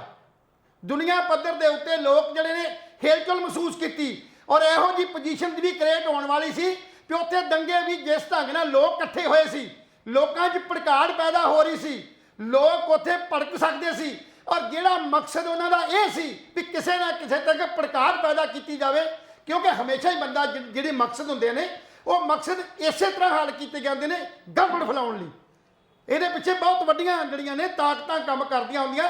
ਇਹਨੂੰ ਤੁਸੀਂ ਉੱਪਰਲੇ ਪੱਧਰ ਤੇ ਮਾਮੂਲੀ ਪੱਧਰ ਤੇ ਨਾ ਲੈ ਕੇ ਸੋਚੋ ਜੀ। ਬਿਲਕੁਲ ਜੀ। ਉਧਰੋਂ ਸ਼੍ਰੀ ਮੁਕਤਸਰ ਸਾਹਿਬ ਦੇ ਵਿੱਚ ਗੋਲਡੀ ਬਰਾੜ ਨਾਲ ਸੰਬੰਧਿਤ ਜਿਹਨੂੰ ਕਹਿ ਸਕਦੇ ਆ ਗੈਂਗਸਟਰਾਂ ਨੂੰ 3 ਪਿਸਤੌਲਾਂ ਸਮੇਤ ਕਾਬੂ ਹੋਇਆ। ਗੋਲਡੀ ਬਰਾੜ ਪਹਿਲਾਂ ਸੁਰਖੀਆਂ 'ਚ ਬਾਲਾ ਨਹੀਂ ਸੀ, ਜਦੋਂ ਦਾ ਸਿੱਧੂ ਮੂਸੇਵਾਲਾ ਮਰਿਆ ਉਸ ਤੋਂ ਬਾਅਦ ਗੋਲਡੀ ਬਰਾੜ ਬੜਾ ਸੁਰਖੀਆਂ 'ਚ ਆ ਗਿਆ। ਹੁਣ ਸਾਨੂੰ ਨਹੀਂ ਪਤਾ ਕਿ ਗੋਲਡੀ ਬਰਾੜ ਨੇ ਕਤਲ ਕਰਾਇਆ ਨਹੀਂ ਕਰਾਇਆ, ਲਾਰੈਂਸ ਬਿਸ਼ਨੋਈ ਨੇ ਕਤਲ ਕਰਾਇਆ ਨਹੀਂ ਕਰਾਇਆ, ਅਸੀਂ ਇਸ ਗੱਲ ਦੀ ਪੁਸ਼ਟੀ ਨਹੀਂ ਕਰਦੇ। ਪੁਸ਼ਟੀ ਤਾਂ ਜਿਹੜੀ ਆ ਫੌਜ ਕਰੂਗੀ, ਪੁਲਿਸ ਕਰੂਗੀ, ਪੁਸ਼ਟੀ ਖੁਦ ਲਾਰੈਂਸ ਜਾਂ ਬਰਾੜ ਕਰੂਗਾ, ਅਸੀਂ ਨਹੀਂ ਕਰ ਸਕਦੇ। ਇਨਵੈਸਟੀਗੇਸ਼ਨ ਟੀਮਾਂ ਲੱਗੀਆਂ ਹੋਈਆਂ ਨੇ, ਉਹਨਾਂ ਦੀ ਜ਼ਿੰਮੇਵਾਰੀ ਹੈ। ਲੇਕਿਨ ਭਗਵੰਤ ਮਾਨ ਸਾਹਿਬ ਮੁੱਖ ਮੰਤਰੀ ਪੰਜਾਬ ਬਹੁਤ ਸਰਗਰਮ ਨੇ, ਬੜੇ ਚਿੰਤਤ ਨੇ। ਉਹਨਾਂ ਨੇ ਕੈਨੇਡਾ ਸਰਕਾਰ ਤੋਂ ਮਦਦ ਮੰਗੀ ਹੈ ਵੀ ਜਿਹੜੇ ਪੰਜਾਬ ਦੇ ਗੈਂਗਸਟਰ ਤੁਹਾਡੇ ਕੈਨੇਡਾ ਦੀ ਸਰਜ਼ਮੀਨ ਤੇ ਲੁਕੇ ਹੋਏ ਨੇ ਉਹਨਾਂ ਨੂੰ ਵਾਪਸ ਸਾਨੂੰ ਦੇ ਦਿਓ। ਔਰ ਉਹਨਾਂ ਨੇ ਕੈਨੇਡੀਅਨ ਹਾਈ ਕਮਿਸ਼ਨਰ ਕੈਮਰੋਨ ਮਕਾਏ ਦੇ ਨਾਲ ਗੱਲਬਾਤ ਕੀਤੀ, ਮੁਲਾਕਾਤ ਕੀਤੀ ਔਰ ਮੁਲਾਕਾਤ ਸਾਰਥਕ ਹੋਈ। ਉਹਨਾਂ ਨੇ ਵੀ ਭਰੋਸਾ ਜਤਾਇਆ ਵੀ ਜਿਹੜੇ ਕੋਈ ਇਸ ਤਰ੍ਹਾਂ ਦੇ ਬੈਡ ਐਲੀਮੈਂਟ ਕੈਨੇਡਾ ਵਿੱਚ ਵੀ ਬਰਦਾਸ਼ਤ ਨਹੀਂ ਕੀਤੇ ਜਾਣਗੇ ਔਰ ਹੋ ਸਕਦਾ ਜਲਦੀ ਗੋਲਡੀ ਬਰਾੜ ਸਾਨੂੰ ਭਾਰਤ ਨੂੰ ਸੌਂਪ ਦਿੱਤਾ ਜਾਵੇ। ਉਸ ਟਾਈਮ ਦੇ ਫਿਰ ਬੜੇ ਵੱਡੇ ਖੁਲਾਸੇ ਹੋਣਗੇ ਵੀ ਹੋਰ ਕਿਹੜੇ ਇਹਨਾਂ ਲੋਕਾਂ ਨੇ ਮਰਵਾਏ ਨੇ। ਉਹਨਾਂ ਵਿੱਚੋਂ ਸੰਦੀਪ ਨੰਗਲ ਅੰਬੀਆਂ ਵੀ ਸ਼ਾਮਲ ਹੈ ਜਾਂ ਹੋਰ ਖਿਡਾਰੀ ਵੀ ਸ਼ਾਮਲ ਨੇ। ਪਰ ਪੰਜਾਬ ਦੀ ਤਰਾਸਦੀ ਲਹਿਲ ਸਾਹਿਬ ਇਹ ਹੈ ਕਿ ਪੰਜਾਬ ਸਾਡਾ ਨਾਮਰਦੀ ਵੱਲ ਵਧ ਰਿਹਾ। ਨਾਮਰਦੀ ਵੱਲ ਕਿਉਂ? ਕਿਉਂਕਿ ਨਸ਼ੇ ਅਸੀਂ ਖਾਣ ਲੱਗੇ, ਨਸ਼ੇੜੀ ਅਸੀਂ ਹੋ ਗਏ, ਸ਼ਰਾਬ ਸਸਤੀ ਹੋ ਗਈ। ਹੁਣ ਚਲੋ ਸ਼ਰਾਬ ਸਸਤੀ ਹੋ ਗਈ, ਆਪਾਂ ਗੱਲ ਕਰਦੇ ਹਾਂ, ਇੱਕ ਵਧੀਆ ਸਵਾਲ ਹੈ, ਆਪਾਂ ਵੀ ਕਦੇ ਪੀ ਲੈਂਦੇ ਵੀ ਚੱਲ ਆਪਾਂ ਨੂੰ ਫਾਇਦਾ ਵੀ ਸ਼ਰਾਬ ਸਸਤੀ ਹੋ ਗਈ। ਲੇਕਿਨ ਸ਼ਰਾਬ ਸਸਤੀ, ਕੱਲ੍ਹ ਆਪਣੇ ਇੱਕ ਸੀਨੀਅਰ ਪੱਤਰਕਾਰ ਨੇ ਮਨਪ੍ਰੀਤ ਜੀ, ਉਹਨਾਂ ਨੇ ਵੀ ਗੱਲ ਕਹੀ ਸੀ ਵੀ ਸ਼ਰਾਬ ਪੀਣ ਦੇ ਨਾਲ ਕੀ ਬੇਰੁਜ਼ਗਾਰੀ ਹੱਲ ਹੋ ਜੂ, ਕੀ ਸ਼ਰਾਬ ਪੀਣ ਨਾਲ ਕਿਸੇ ਨੂੰ ਰੁਜ਼ਗਾਰ ਮਿਲ ਜੂਗਾ, ਕੀ ਸ਼ਰਾਬ ਸਸਤੀ ਹੋਣ ਦੇ ਨਾਲ ਲੋਕਾਂ ਦੇ ਮਕਾਨ ਜਿਹੜੇ ਕੱਚੇ ਨੇ ਉਹ ਪੱਕੇ ਹੋ ਜਾਣਗੇ, ਕੀ ਸ਼ਰਾਬ ਸਸਤੀ ਹੋਣ ਨਾਲ ਜਿਹੜੇ ਵਿਚਾਰੇ ਗਰੀਬ ਬੰਦਾ ਇਲਾਜ ਨਹੀਂ ਕਰਵਾ ਸਕਦਾ ਕੀ ਉਹਨਾਂ ਦਾ ਇਲਾਜ ਹੋਣ ਲੱਗ ਜੂਗਾ? ਨਹੀਂ ਹੋਣ ਲੱਗਦਾ। ਸ਼ਰਾਬ ਸਸਤੀ ਹੋਣ ਨਾਲ ਲਹਿਲ ਸਾਹਿਬ ਸ਼ਰਾਬੀ ਤਾਂ ਵਧਾਏ ਜਾ ਸਕਦੇ ਨੇ, ਸ਼ਰਾਬੀ ਤਾਂ ਹੋਰ ਪੈਦਾ ਕੀਤੇ ਜਾ ਸਕਦੇ ਨੇ, ਪਰ ਸ਼ਰਾਬ ਸਸਤੀ ਕਰਨ ਦੇ ਨਾਲ ਪੰਜਾਬ ਦਾ ਵਿਕਾਸ ਨਹੀਂ ਹੋ ਸਕਦਾ। ਇਹ ਗੱਲ ਯਾਦ ਰੱਖਿਓ। ਸਵਾਲ ਇਹ ਹੈ ਕਿ ਸ਼ਰਾਬ ਜਿਹੜੀ ਗੱਲ ਆਪਾਂ ਕੱਲ ਵੀ ਗੱਲ ਕੀਤੀ ਸੀ ਸ਼ਰਾਬ ਦੀ ਪਾਲਿਸੀ ਦੇ ਉੱਤੇ, ਵੀ ਸ਼ਰਾਬ ਦੀ ਜਿਹੜੀ ਪਾਲਿਸੀ ਆ ਪਹਿਲੀ ਪਾਲਿਸੀ ਨੂੰ ਅਮੈਂਡ ਕਰਕੇ ਇੱਕ ਨਵੀਂ ਪਾਲਿਸੀ ਜਿਹੜੀ ਆ ਦਿੱਤੀ ਗਈ, ਜਿਸ ਪਾਲਿਸੀ ਦੇ ਅਧੀਨ ਜਿਹੜੇ ਪਹਿਲਾਂ ਛੋਟੇ ਜਿਹੜੇ ਠੇਕੇਦਾਰ ਸੀ, ਜਿਹੜੇ ਸ਼ਰਾਬ ਦੇ ਠੇਕੇ ਲੈਂਦੇ ਸੀ, ਉਹਨਾਂ ਨੂੰ ਖਤਮ ਕਰਨ ਵਾਸਤੇ ਦਿੱਲੀ ਮਾਡਲ ਜਿਹੜਾ ਇੱਥੇ ਲਿਆਂਦਾ ਗਿਆ। ਔਰ ਦਿੱਲੀ ਮਾਡਲ ਇਸੇ ਤਰ੍ਹਾਂ ਹੀ ਉੱਥੇ ਵੀ ਬਹੁਤ ਵੱਡੇ ਠੇਕੇ ਤੋੜ ਕੇ ਕੁਝ ਚੰਦ ਲੋਕਾਂ ਨੂੰ ਜਿਹੜੇ ਨੇ ਉਹ ਠੇਕੇ ਦੇ ਦਿੱਤੇ। ਇਹ ਗੱਲ ਲੰਬੀ ਨਾ ਕਰਿਓ, ਕੱਲ ਸੋ ਮੈਂ ਇਹਨੂੰ ਗੱਲ ਕਲੀਅਰ ਕਰ ਚੁੱਕਾ। ਸੋ ਕਹਿਣ ਦਾ ਭਾਵ ਤੁਸੀਂ ਖੁਦ ਕਿਹਾ ਵੀ ਇਹ ਸ਼ਰਾਬ ਦੇ ਨਾਲ ਸਰਕਾਰ ਨੂੰ ਐਂ ਲੱਗਦਾ ਵੀ ਅਸੀਂ ਖਜ਼ਾਨਾ ਭਰ ਲਾਂਗੇ, ਪਰ ਨਾਲ ਖਜ਼ਾਨਾ ਭਰਨ ਦੇ ਨਾਲ ਲੋਕਾਂ ਦੀ ਸਿਹਤ ਜਾਂ ਉਹਨਾਂ ਦੀ ਸਮਝ ਤੇ ਵੀ ਜਿਹੜਾ ਹੈਗਾ ਉਹ ਤੁਸੀਂ ਜਿਹੜਾ ਨੁਕਸਾਨ ਕਰਨ ਨਾਲ ਵੱਧ ਰਹੇ ਹੋ। ਸੋ ਅੱਜ ਸ਼ਰਾਬ ਹੀ ਸਾਡੇ ਵਾਸਤੇ ਕਮਾਈ ਦਾ ਸਾਧਨ ਨਹੀਂ। ਸ਼ਰਾਬ ਦੇ ਨਾਲ ਸਾਡਾ ਆਪਣਾ ਜਿਹੜਾ ਪੰਜਾਬ ਆ ਡੁੱਬ ਜਾਏਗਾ। ਉਹ ਤਾਂ ਪਹਿਲਾਂ ਹੀ ਨਸ਼ੇ 'ਚ ਗਲਤ ਹੈ ਤੇ ਅਸੀਂ ਹੋਰ ਨਸ਼ਾ ਜਿਹੜਾ ਉਹ ਲੋਕਾਂ ਨੂੰ ਜਿਹੜਾ ਵੰਡਣ ਦੀ ਕੋਸ਼ਿਸ਼ ਕਰ ਰਹੇ ਹਾਂ। ਸੋ ਸਵਾਲ ਇਹ ਹੈ ਵੀ ਸਾਡੀ ਨੌਜਵਾਨਾਂ ਨੂੰ ਅੱਜ ਰੁਜ਼ਗਾਰ ਚਾਹੀਦਾ, ਨੌਜਵਾਨਾਂ ਨੂੰ ਸਾਡੇ ਨੂੰ ਅੱਜ ਐਜੂਕੇਸ਼ਨ ਚਾਹੀਦੀ ਹੈ। ਚੰਗਾ ਹੋਵੇ ਜੇ ਇਹ ਸਾਰਾ ਬਜਟ ਜਿਹੜਾ ਐਜੂਕੇਸ਼ਨ ਦੇ ਉੱਤੇ ਜਾਂ ਉਹਨਾਂ ਦੇ ਰੁਜ਼ਗਾਰ ਲਈ ਕਰਨ ਵਾਸਤੇ ਪ੍ਰਬੰਧ ਕੀਤੇ ਜਾਣ। ਸਰਕਾਰਾਂ ਤੇ ਉਹ ਕਰਦੀਆਂ ਨੇ ਜਿੱਥੇ ਉਹਨਾਂ ਨੂੰ ਬੈਨੀਫਿਟ ਹੁੰਦਾ, ਆਪਣੇ ਖਜ਼ਾਨੇ ਭਰਨ ਨਾਲ ਤਾਂ ਦੇਖ ਰਹੀਆਂ ਨੇ, ਪਰ ਲੋਕਾਂ ਦੀ ਸਿਹਤ ਦੀ ਗੱਲ ਨਹੀਂ ਵੇਖਦੀਆਂ। ਲੋਕਾਂ ਤੇ ਆਲਰੇਡੀ ਹੁਣ ਕੱਲ ਗੱਲ ਕੀਤੀ ਸੀ ਕਿੰਨੇ ਆ ਜਿਹੜੀਆਂ ਕਰੋੜ ਹੈ ਉਹ ਬੋਤਲਾਂ ਲੋਕੀ ਸ਼ਰਾਬ ਦੀਆਂ ਪੀ ਜਾਂਦੇ ਨੇ। ਸੋ ਇਹ ਤੁਸੀਂ ਵੇਖੋ, ਇਹ ਪੰਜਾਬ ਦੁੱਧ, ਜਿੱਥੇ ਦੁੱਧ ਦੀਆਂ ਨਦੀਆਂ ਵਗਦੀਆਂ ਸੀ, ਅੱਜ ਉੱਥੇ ਸ਼ਰਾਬ ਆ ਰਹੀ ਆ। ਅੱਜ ਸ਼ਰਾਬ ਦੀ ਗੱਲ ਕੀਤੀ ਜਾ ਰਹੀ ਆ। ਬਾਕੀ ਸਾਰੇ ਇਸ਼ੂ ਛੱਡੇ ਗਏ ਨੇ। ਸਕੂਲਾਂ ਦੀ ਮੰਦੀ ਹਾਲਤ ਆ, ਹਸਪਤਾਲਾਂ ਦੀ ਮੰਦੀ ਹਾਲਤ ਆ, ਹੋਰ ਸਭ ਕੁਝ ਮੰਦੀ ਹਾਲਤ ਹੈ। ਤੇ ਅਸੀਂ ਸ਼ਰਾਬ ਵਾਲੇ ਪਾਸੇ ਨੂੰ ਇਹ ਕਹਿ ਕੇ, ਅਜੇ ਇਹ ਵੀ ਕੋਈ ਪੱਕਾ ਨਹੀਂ ਕਿ ਪੰਜਾਬ ਦੀ ਸ਼ਰਾਬ ਨੀਤੀ ਦੇ ਅਗੇਂਸਟ ਪੰਜਾਬ 'ਚ ਸ਼ਰਾਬ ਸਸਤੀ ਹੁੰਦੀ ਹੈ ਜਾਂ ਨਹੀਂ ਹੁੰਦੀ, ਕਿੰਨੀ ਸਸਤੀ ਹੁੰਦੀ ਹੈ, ਉਹ ਬਾਅਦ ਦੀਆਂ ਗੱਲਾਂ ਨੇ। ਅਗੇ ਤੇ ਸਿਰਫ ਉਹਨਾਂ ਕੁਝ ਠੇਕੇਦਾਰਾਂ ਨੂੰ, ਉਹਨਾਂ ਨੂੰ ਖੁਸ਼ ਕਰਨ ਵਾਸਤੇ ਇਹ 177 ਜਿਹੜੇ ਕਲਸਟਰ ਬਣਾ ਦਿੱਤੇ ਗਏ ਨੇ, ਜਿਨ੍ਹਾਂ 177 ਕਲਸਟਰਾਂ ਨੂੰ ਤੇ 6378 ਠੇਕੇ ਜਿਹੜੇ ਨੇ ਪਲਾਟ ਕੀਤੇ ਜਾਣੇ ਨੇ ਪੰਜਾਬ ਦੇ ਅੰਦਰ। ਠੇਕਿਆਂ ਦੀ ਗਿਣਤੀ ਤਾਂ ਨਹੀਂ ਵਧਾਈ ਗਈ। ਅਸੀਂ ਗੱਲ ਕਹੀ ਸੀ, ਕੱਲ ਵੀ ਕਹੀ ਸੀ, ਵੀ ਜੇ ਤੁਸੀਂ ਬੇਰੁਜ਼ਗਾਰੀ ਨੂੰ ਖਤਮ ਕਰਨਾ, ਜੇ ਤੁਸੀਂ ਵੱਡੇ ਠੇਕੇਦਾਰਾਂ ਨੂੰ ਠੇਕੇ ਦੇ ਰਹੇ ਹੋ, ਤੇ ਉਹ ਠੇਕੇ ਨੌਜਵਾਨਾਂ ਦੀ ਇੱਕ ਜਿਹੜੀ ਹੈਗੀ ਆ, ਉਹਨਾਂ ਦੀ ਐਪਲੀਕੇਸ਼ਨਾਂ ਲਓ। ਉਹਨਾਂ ਐਪਲੀਕੇਸ਼ਨਾਂ ਲੈ ਕੇ ਜਿਹੜੇ ਟੌਪ ਮੋਸਟ ਸਾਡੇ ਵੈਲ ਐਜੂਕੇਟਡ ਲੋਕ ਨੇ, ਜਿਨ੍ਹਾਂ ਨੂੰ ਅੱਜ ਜਿਹੜੀ ਸਰਕਾਰ ਨੌਕਰੀ ਨਹੀਂ ਦੇ ਰਹੀ, ਉਹਨਾਂ ਨੂੰ ਸੈਲਫ ਤੌਰ ਦੇ ਉੱਤੇ ਇਹ ਬਿਜ਼ਨਸ ਦੇ ਜਿਹੜਾ ਦਿਓ, ਉਹਨਾਂ ਨੂੰ ਠੇਕੇ ਦੇ ਦਿਓ। ਉਹ ਇਮਾਨਦਾਰੀ ਨਾਲ ਕੰਮ ਕਰਨਗੇ, ਕੋਈ ਬੇਈਮਾਨੀ ਨਹੀਂ ਕਰਨਗੇ। ਇੱਕ ਤਾਂ ਰੁਜ਼ਗਾਰ ਮਿਲ ਜਾਏਗਾ ਉਹਨਾਂ ਨੂੰ, ਔਰ ਦੂਸਰੇ ਪਾਸੇ ਜਿਹੜੀ ਸ਼ਰਾਬ ਦੀ ਜਿਹੜੀ ਉਹ ਕਹਿੰਦੇ ਵੀ ਸਾਡਾ ਖਜ਼ਾਨਾ ਭਰੇਗਾ, ਖਜ਼ਾਨਾ ਭਰਿਆ ਜਾਏਗਾ। ਸੋ ਨੀਤੀ ਦੇ ਵਿੱਚ ਅਜੇ ਵੀ ਫਰਕ ਹੈ। ਸੋ ਇਸ ਕਰਕੇ ਜੇ ਪੰਜਾਬ ਦੇ ਲੋਕਾਂ ਦੀ ਸਿਹਤ ਸਹੂਲਤਾਂ ਦੀ ਗੱਲ ਕਰੋਗੇ ਤੇ ਪੰਜਾਬ ਦੇ ਲੋਕ ਤੁਹਾਡੇ ਨਾਲ ਹੋਣਗੇ। ਉਹ ਚੰਦ ਲੋਕ ਗਿੱਲ ਸਾਹਿਬ ਵਾਂਗੂ ਵੀ ਕੋਈ ਚੰਦ ਸ਼ਰਾਬੀਆਂ ਨੂੰ ਖੁਸ਼ ਕਰਕੇ ਪੰਜਾਬ ਦਾ ਭਲਾ ਨਹੀਂ ਕੀਤਾ ਜਾ ਸਕਦਾ। ਪੰਜਾਬ ਦਾ ਭਲਾ ਤਾਂ ਹੋ ਸਕਦਾ ਜੇ ਪੰਜਾਬ ਦੇ ਲੋਕਾਂ ਦੇ ਹੱਥਾਂ 'ਚ ਰੁਜ਼ਗਾਰ ਹੋਵੇ, ਮਹਿੰਗਾਈ ਘਟੇ, ਤੇਲ ਤੇ ਪੈਟਰੋਲ ਦੀ, ਡੀਜ਼ਲ ਦੀ ਜਿਹੜੀ ਬਰਾਬਰਤਾ ਲਿਆਂਦੀ ਜਾਵੇ। ਕਿਉਂ ਅੱਜ ਪੈਟਰੋਲ ਤੋਂ ਕਿਉਂ ਇਨਕਮ ਘਟੀ ਹੈ, ਡੀਜ਼ਲ ਤੇ ਕਿਉਂ ਘਟੀ ਹੈ? ਇਸ ਕਰਕੇ ਘਟੀ ਹੈ ਕਿ ਨਾਲ ਦੇ ਸੂਬੇ ਜਿਹੜੇ ਨੇ, ਉਹਨਾਂ ਸੂਬਿਆਂ 'ਚ ਟੈਕਸ ਘੱਟ ਹੋਣ ਕਰਕੇ ਉੱਥੇ ਰੇਟ ਘੱਟ ਹੈ, ਸਮਾਂ ਹੋ ਗਿਆ। ਸੋ ਇਸ ਕਰਕੇ ਇਹਨਾਂ ਚੀਜ਼ਾਂ ਵੱਲ ਜਿਹੜਾ ਧਿਆਨ ਜਿਹੜਾ ਜ਼ਿਆਦਾ ਦਿੱਤਾ ਜਾਵੇ। ਦੂਸਰੇ ਪਾਸੇ ਤੇ ਅੱਜ ਵੀ ਆਪਣਾ ਦਫੜੀ ਆ, ਅੱਜ ਵੀ ਉਸੇ ਤਰ੍ਹਾਂ ਰੌਲਾ ਰੱਪਾ ਚੱਲ ਰਿਹਾ।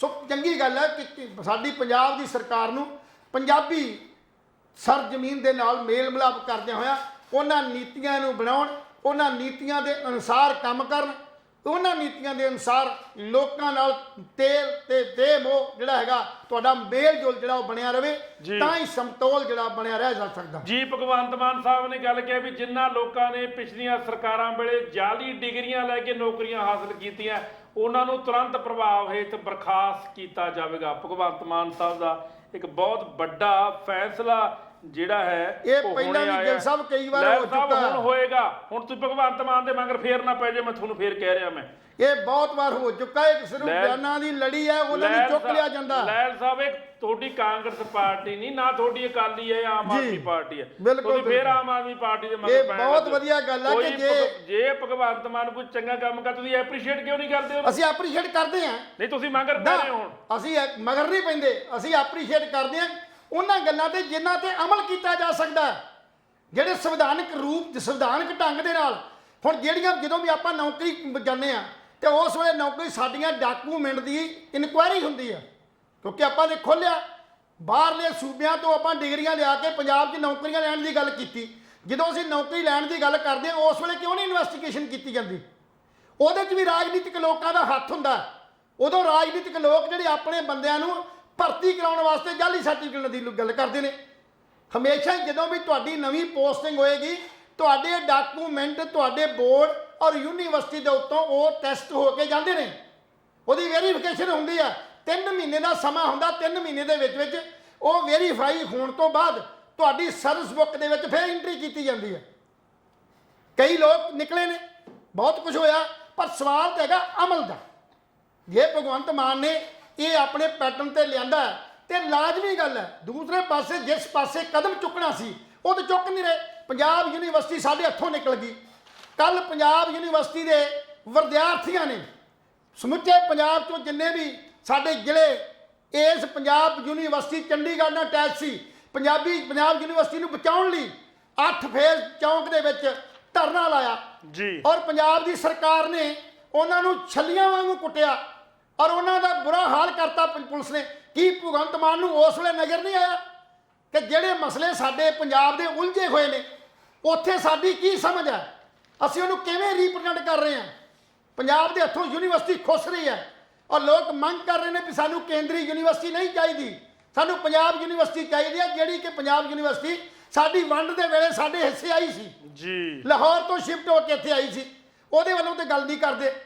ਸੋ ਪੰਜਾਬੀ ਬੋਲਦੇ ਹੱਥੋਂ ਨਿਕਲ ਗਏ, ਸਾਡਾ ਪਾਣੀ ਸਾਡੇ ਹੱਥੋਂ ਜਾ ਰਿਹਾ। ਇਹ ਸਾਰੇ ਮਸਲੇ ਜਿਹੜੇ ਨੇ ਉਹ ਹੁਣ ਤੁਸੀਂ ਜਾ ਕੇ ਸੰਗਰੂਰ ਵਾਲੀ ਇਲੈਕਸ਼ਨ 'ਚ ਫੇਰ ਰੌਲਾ ਪਾਓਗੇ। ਅਸੀਂ ਬੇਦਬੀ ਵਾਲਿਆਂ ਨੂੰ ਅੰਦਰ ਦੇ ਦਿਆਂਗੇ, ਕਾਂਡ ਦਿਆਂ ਨੂੰ, ਕੋਟਪੂਰੇ ਵਾਲਿਆਂ ਨੂੰ ਉਹਨੂੰ ਸਜ਼ਾ ਦੇ ਦਿਆਂਗੇ, ਬਿਜਲੀ ਮਾਫ ਕਰ ਦਿਆਂਗੇ। ਇਹ ਕਰਨਾ ਕਦੋਂ ਹੈ? ਇਹ ਕਦੋਂ ਸਮਾਂ ਆਏਗਾ?